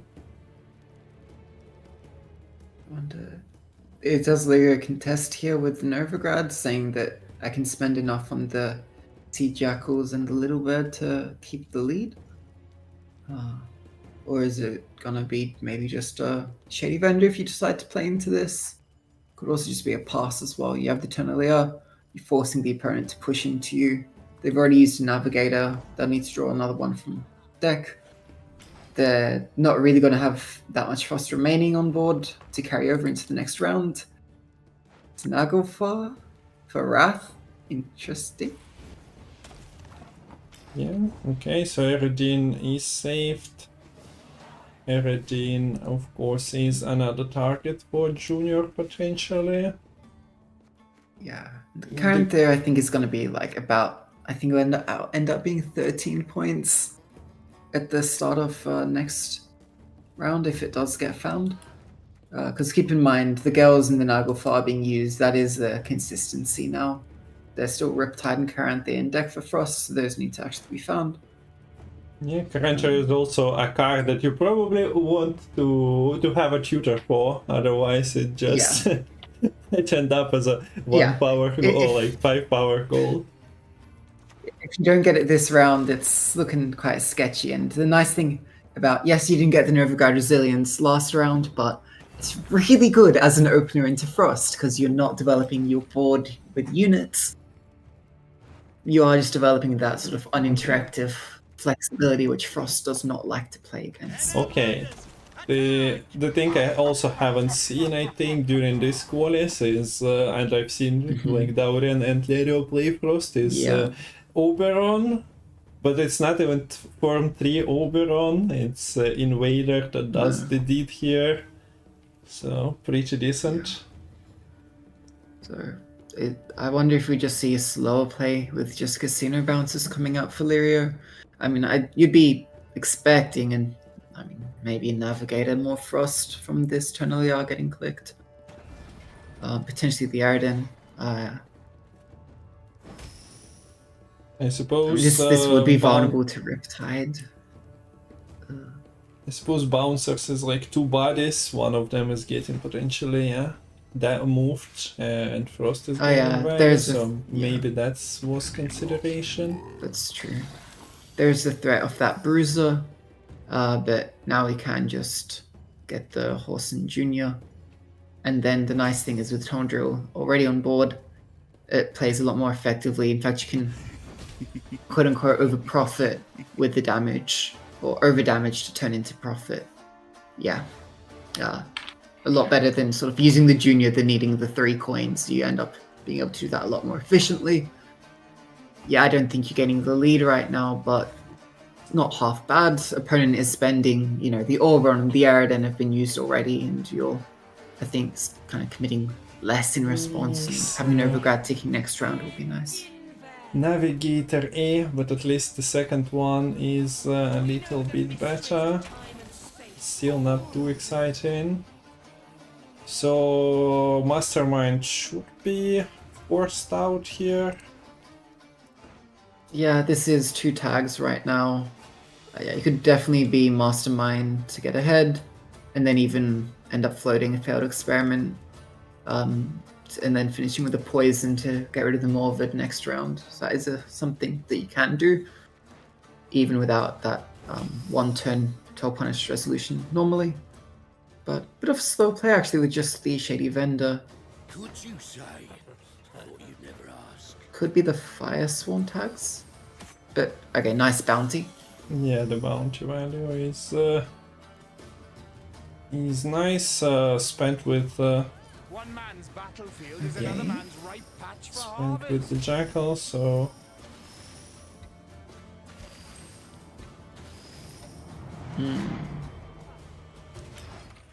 That does the trick. okay. And Morwood landing for effectively 16. Wait, I mean, yeah. yeah.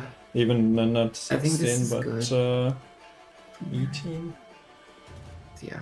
I mean, if you commit Morvid here, you really don't have much left for the final round. Kranthe is... What do you mean? There is a Karantar Golden Child. We just seen him land for like 20 points before. What do you mean you have nothing left? So small. This is not Kranthe Golden Child, this is Kranthe Bronze Baby.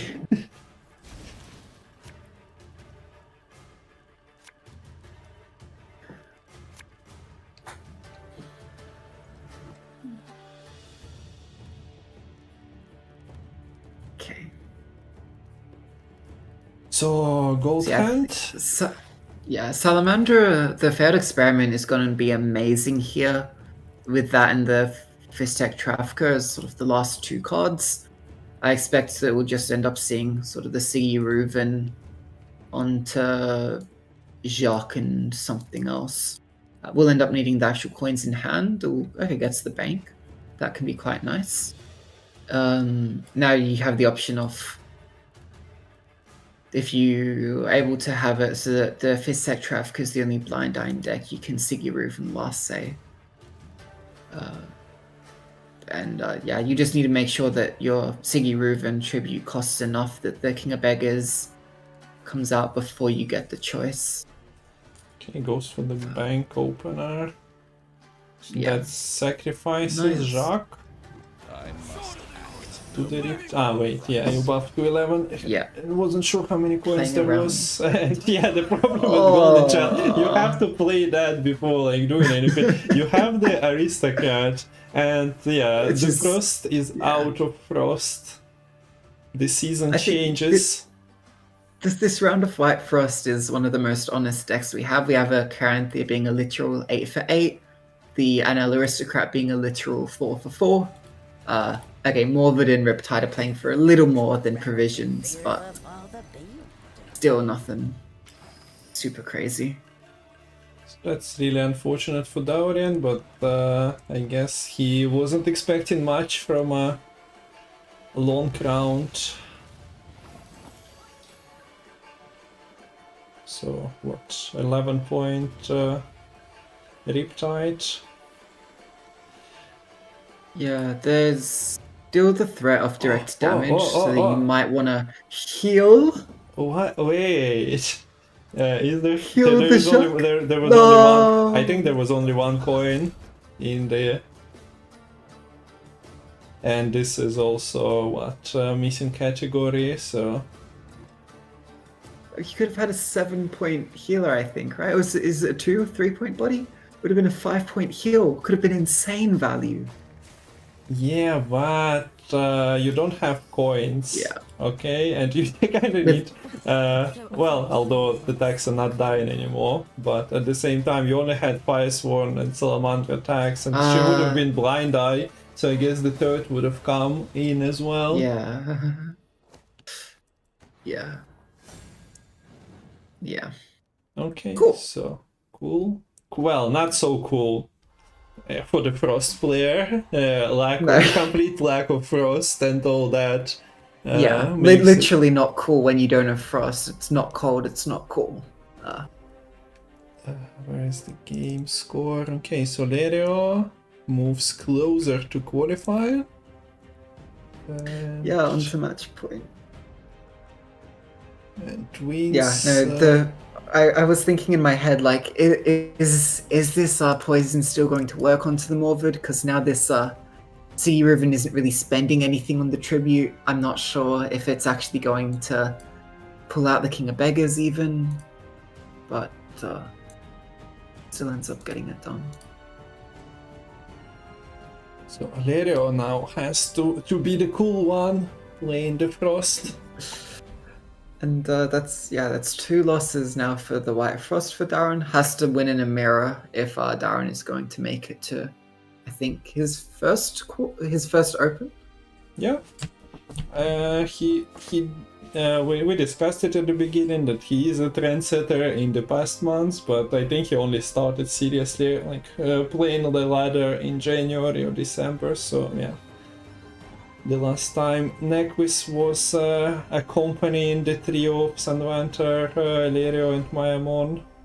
This time Dauren wants to get in as well, but has to win against Lerio twice in this not actually pseudo mirror series, since they both banned the different faction. Okay, so Lerio 2, Dauren 1, the lower bracket final ongoing. We are constant here with Lemon. If you have been enjoying the tournament, next weekend there will be top 32 qualifiers, so another weekend of Gwent, and then 2 weeks from now it's Gwent World Cup semifinals, and that's gonna be a lot of Gwent as well. Don't miss out on those. Yeah. And you certainly don't want to miss the rest of this series either. Very close to seeing who will make the second Open this year. And it's quite interesting because now we have the players essentially reversing what decks they were just playing. Lyria was on Cove last game, now on the Frost. Darren was on the Frost last game, now on the Cove, and Cove in the Blue Coin again. It's a bit of, we already see the difference in the Frost. Phantom coming out in this first round.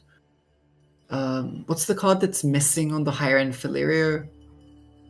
Is it no Riptide, is it? Yeah, there is no Riptide. Yeah, no Riptide. He plays double Foglet, a Phantom at 7 provisions, so those extra provisions are getting spent on this mid-cost value. You see this? I mean, Phantom would be a very good pulling the strings target, but Darren not having access to a BGF right now makes that quite difficult. This is a Little Bird choosing who to copy the tag from. Not a collusion, so don't be kind of mixed up. Does take the Crown Splitter, and that is so that the Novigradian Justice will spawn the Cleaver's Muscle when it gets played, probably in the next turn or two.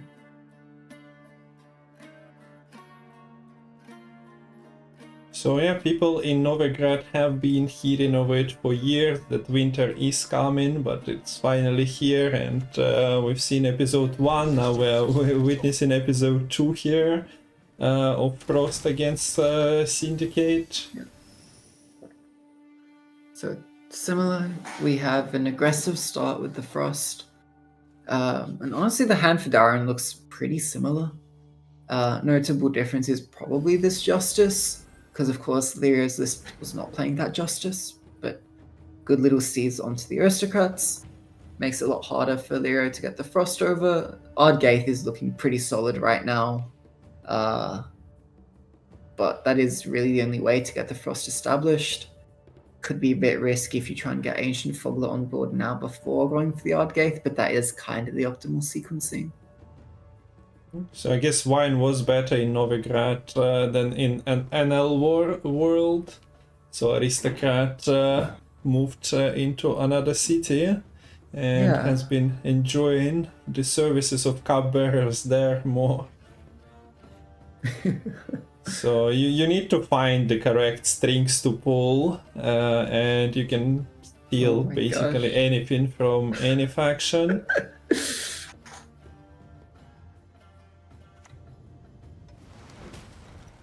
Too smooth, too smooth. Just like how Lyria is combining this Phantom order, as well as the Frost to kill off that Little Bird. I guess Phantom just chasing down the Little Bird. Yeah, it will be feasting, although I'm not sure how much meat there is on the Little Bird. Phantom seems like one. Yeah. Enjoying a pretty big meal. Okay, so We could end up seeing a movement from the leader potentially in the next turn if Leo doesn't want to lose out on all this frost value. Particularly with this Sea Jackal being played, suddenly moving the Sea Jackal to the other row looks a lot more tempting. Could be a BGF to get rid of the Winter Queen here. Doesn't seem half bad. yeah, there is Otherwise, only it's one a lot coin. of- Although you get more coins from the cashback, I guess. Yeah, so that's. Oh, actually, that would be that would yeah, be way that's too that's not overspending. updated, but yeah, 9 coin kill. Nah. Yeah. Goes the BJF. Okay, it does get the round win, however. And I mean, to be fair, at this point in the game, the Winter Queen would have effectively been worth 10 points, so I guess the Bloody Good Fun got the Bloody Good value. It's very different now to the last game. Frost gives off the round 1, saying, okay, you can take the round control, you can set yourself up, but I think that my Frost is able to pick off your units, and I'm able to stop you from outpointing me. Now, we'll definitely see Nova Regard at a minimum being played here. Yeah. Yep. Not there even was a no thought, just Gwent player in history playing the Novigrad deck and not developing it before considering if they are passing and taking a long round 3 Yeah. or playing into this. See Novigrad Li- played literally, out. yeah. People The even flow do that. chart is Sorry. the flowchart is if in round 2, if I have more than 7 cards in hand, play Novigrad. It's just Yeah. like that. Sometimes it leads to what we've seen yesterday with the heist play, of course. People just slamming Novigrad and passing when they were not supposed, but that's just the reflex. I have Novigrad, 8 cards, I played a card pass. Seen it down on ladder at the very least. But yeah, Daurian passes here correctly after winning round 1, so all is fine for him. Doesn't lead to a tragedy. So Lerio with Tirnalia and also decides to get the carryover, dumping 1 Red Rider here. So the Tirnalia's value is 3 and 0. Tirnalia is also smaller in Dario's deck. Dauren was playing on ladder, the deck that I've seen him use in the league was buffing by 10, but he omitted the newly buffed Wild Hunt Hound. Didn't find value at spot for her, I guess, even at 4 provisions. Yeah. So sacrificed in his list. Lerio sacrificed more for Foglet. It is not running a Purify, is not running a runs Warrior, doesn't run something else besides the Purify. Like a lot of these 4Ps are kind of crucial, like double Riders, double Aristocrat, double Navigator. You really don't want to be running one off any of those cards. Then there's only really room for the Conqueror and Warrior for these sort of remaining, just building up the Tirnalia value. So is this victory for Lerio and the end of it, or do we actually see the end of the world where elf is fighting an elf and you definitely need to be avoiding eating the yellow snow and all that in the showdown between two frosts? Well, 1 round left and potentially another game awaits us, so let's see. The frost will be on the board. There is still Artgave, there is Red Riders and double leader, so I guess this is almost entire round of frost being on both rows, or close to that. Yeah, it's already interesting to me to see how differently the two players are playing the White Frosts. You see they're immediately using the Red Riders from the Tirnalia at the start of the round in conjunction with the Anel Aristocrat, kind of saying, I'm expecting this Anel Aristocrat to get dealt with, but I want to get the immediate value with the extra turns off the Frost. And to be fair, with the sort of Red Riders and Ardgate, you will have enough Frost for sure to have it playing throughout this whole round. Also, you have double leader still. Next time it'll be personal. So potentially this BGF might be moved to the opposite row. Could see a Foglet coming down right now, protected against the poison if it goes tall enough, but there's really no way for Darren to deal with it. Okay, so remember this moment. We might see this character Golden Child being a young boy, but let's see where he ends up.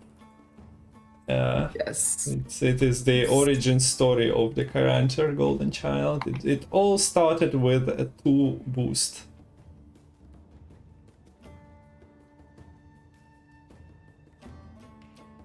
There's maybe an argument to just go for the Navigator this turn, whilst the nice Frost. Yeah, very nice, very nice. I mean, although, yeah, maybe it makes sense playing the Ardgaith while you still have the Aristocrat on board. It would be nice to make the movement order, considering how it will be likely that Darren will just stack a single row. Yeah, but okay, Darren just splits the rows here. Okay. Yes, it was always bound to happen, but yeah, there is, I guess, some control that you might force of Lerios movement, like if he wants to kill someone or lower the power of something in particular, so that might have been a consideration. Ancient Foglet should be able to get the dominance for the White Frost and then make this Navigator quite good.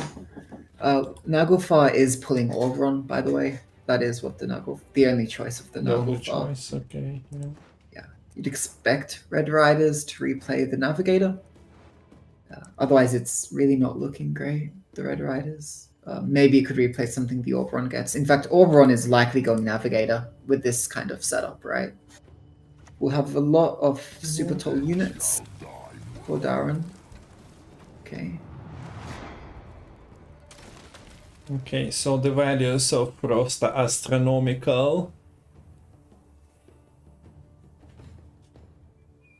It's 19 ticks of it and only 7 turns. Where is the analog of Skellige card that just converts all the rain into points? Yeah.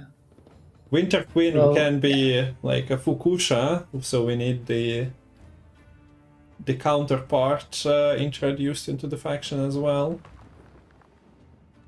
So I think, so it makes sense, I think, to go Oberon before the Navigator from hand. This way you just get a few more extra buffs onto these Navigators. And yes, good luck dealing with this super tall Oberon as well, by the way. Yeah.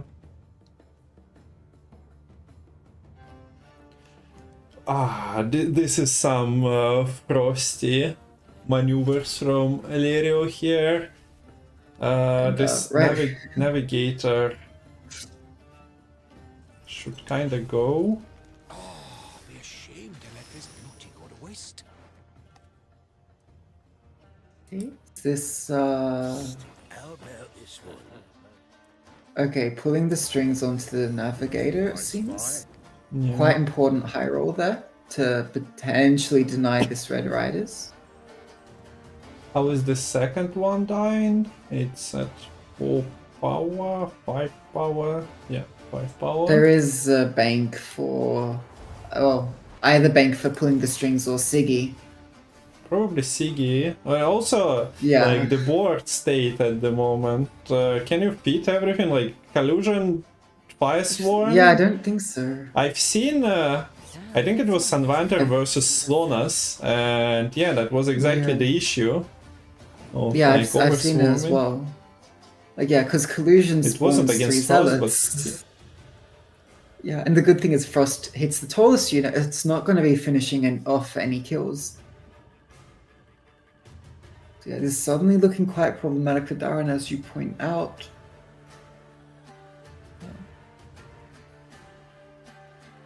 To not getting full value from collusion, maybe Sigi is playing like bronzes. Maybe you just don't go Yeah. for Sigi at all. Or can you? Yeah. The other thing is if you if you manage to wait for a row to be full, you can just play Navigator opposite the full row and then pulling the strings doesn't work. Okay. Some breathing space on the range throw. Yeah. Yeah, I think Lirio is respecting the threat of the second pulling the strings, it seems. Poisons, not looking too hot.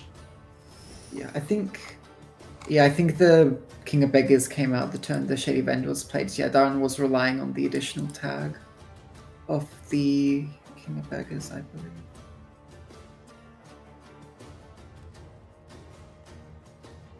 So the current here, his story continues. He's at 17 power unit now. Actually, no, I think it had all 6 tags at that point.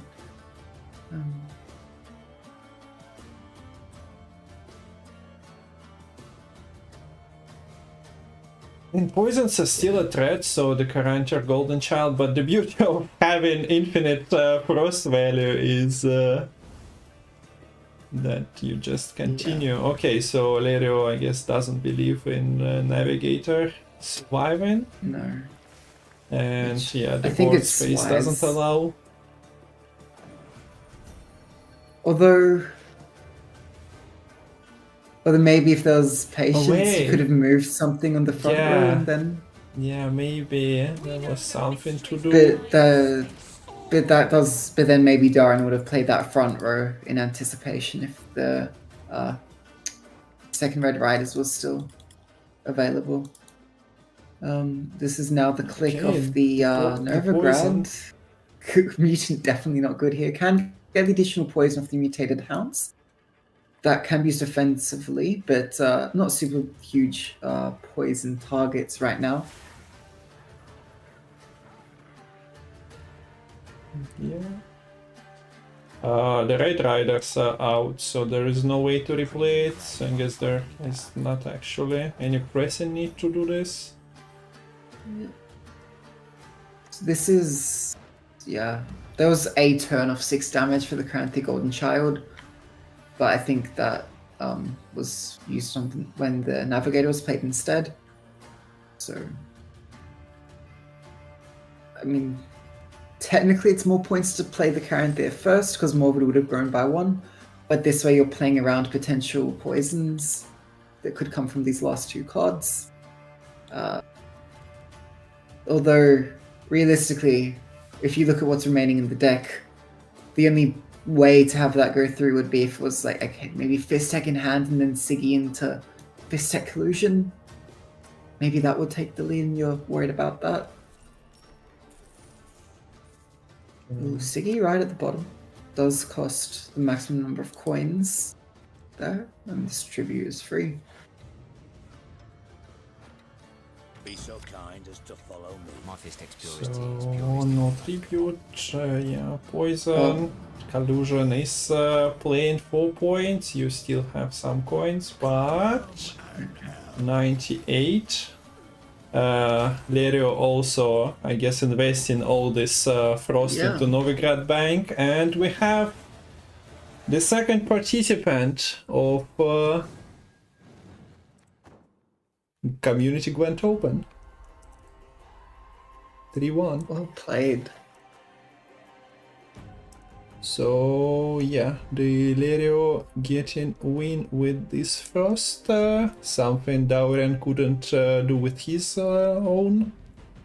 Ends the series, ends the top 8 qualifying stage. Thank you for all the players, for all the viewers. Thanks Lemon, Salty, Metal for casting and participating. Well done by the Metal. It was once again quite a smooth run, even if we had like a slight delay. Don't think it influenced too much the flow of today's day. So what's the best deck in Gwent at the moment, Lemon? We just seen the Cove lose into Frost, so which is the best one then? Well, if you're judging purely from this series, it's probably the Nature's Gift. Yeah, instant win Since and be done with it. Yeah. But also a huge thank you to you as well, Kung Fu, for casting and helping it run quite smoothly as well. Yeah, no problem, always a pleasure. So yeah guys, hope you enjoyed the tournament. This is not the last event. Community Gwent Open 2 qualifier with 32 players is coming, so Dauren gets another shot, everyone who participated today, but also, well, 24 more players. We'll have Andy, we'll have Karim, Andy that you might remember from the old times of disconnecting during the Gwent Open, for example. Karim, the Masters participant of 2023, and many more players. I won't list everyone. Hopefully, I don't know what's Kirpetan's plan, but maybe he can play, as he forfeited his place in this qualifier for Nick. Maybe we'll get in contact with Groza, who also didn't participate after finishing 8th, but we just couldn't find it. The contact of the player. And yeah, those are the rest of the dates. Bookmark them or screenshot them, and yeah, follow. We are all thankful to Metal for running this and bankrolling it as well. And this leads smoothly into the exclamation mark crowdfund. You can help to raise the funds for the tournaments, contribute to currently World Cup prize pool, and yeah, we still have Ukraine versus United Kingdom and China versus Citizens of Russia competing at the end of April. That's gonna be exciting as well. So yeah. Hopefully Lemon, myself, Salty, and others will be playing or casting, contributing to it, and yeah, nice to see. Events almost every 2 weeks, but here we have event every week for 3 weeks in a row. But I mean, we have other community parts also organizing it. So yeah, and yeah, it's great to see so many Gwent tournament events continuing into Gwentfinity after the end of the official support. It really is great. Yeah. So the last game is ongoing. We were on delay, so if any of you wondering why we can see both players' hands, we were casting the tournament and not actually playing. We are also on delay, so that's why we are not communicating with the chat live. We've been reading it, but responding to something 20 minutes later is kind of weird. Yeah. So yeah, that's why the casts usually. But you can always visit the streams. Lemon, I'm not sure if you are planning to stream much. I also don't have concrete plans, but we are occasionally live in Gwent category, so drop a follow. Lemon link is in chat, but you can just always type Lemon in chat for it. Yeah, I've been it's been pretty hectic with me with the uni this semester. But maybe I'll be able to find some time as well. Maybe for the Challenger month for qualifiers. Yeah. You'll just grind the ladder and uni simultaneously. Never give up on your studies if you are especially enjoying it or you need it. So yeah, that's not only to Roman, to everyone. So go do your homework. Yes. But yeah, I guess we will be finishing on this. I might just relaunch it as a rerun, but maybe I will take a pause. So if you missed anything and it's not on Twitch, you can always check out YouTube. The footage has been uploaded of my casting on day 1, but I'll also integrate Lemon's, Salty's, and everyone else's. So don't miss out on that. You can also just go to Kung Fu's Twitch, where most of the time it's not even live, it's just reruns of previous tournaments. Yep. So And then you can get Kung Fu from the past and future simultaneously talking to you in chat. it great. still confuses people quite often, but that's understandable. You'd need to read the stream title or things put on the screen, but yeah, I don't know. It seems like there is still interest in the tournaments. Like not everyone can watch 10 hours in one go, so having that those. It's also it's quite confusing how you can see the hand of your opponent, as you mentioned before. Yeah. But okay, so I guess that's the goodbye for today. See you next weekend. If not here on Metal's channel, maybe Saltis, Lemons. No promises there. You should be on competitive Gwent Discord though, ! Discord, and then you can get the updates on the events, notifications, and all that. There is no like a centralized Gwent website nowadays that can. Well, there never was one anyway for the community events, Gwent but Masters technically existed, but yeah, but that's official tournaments basically, and not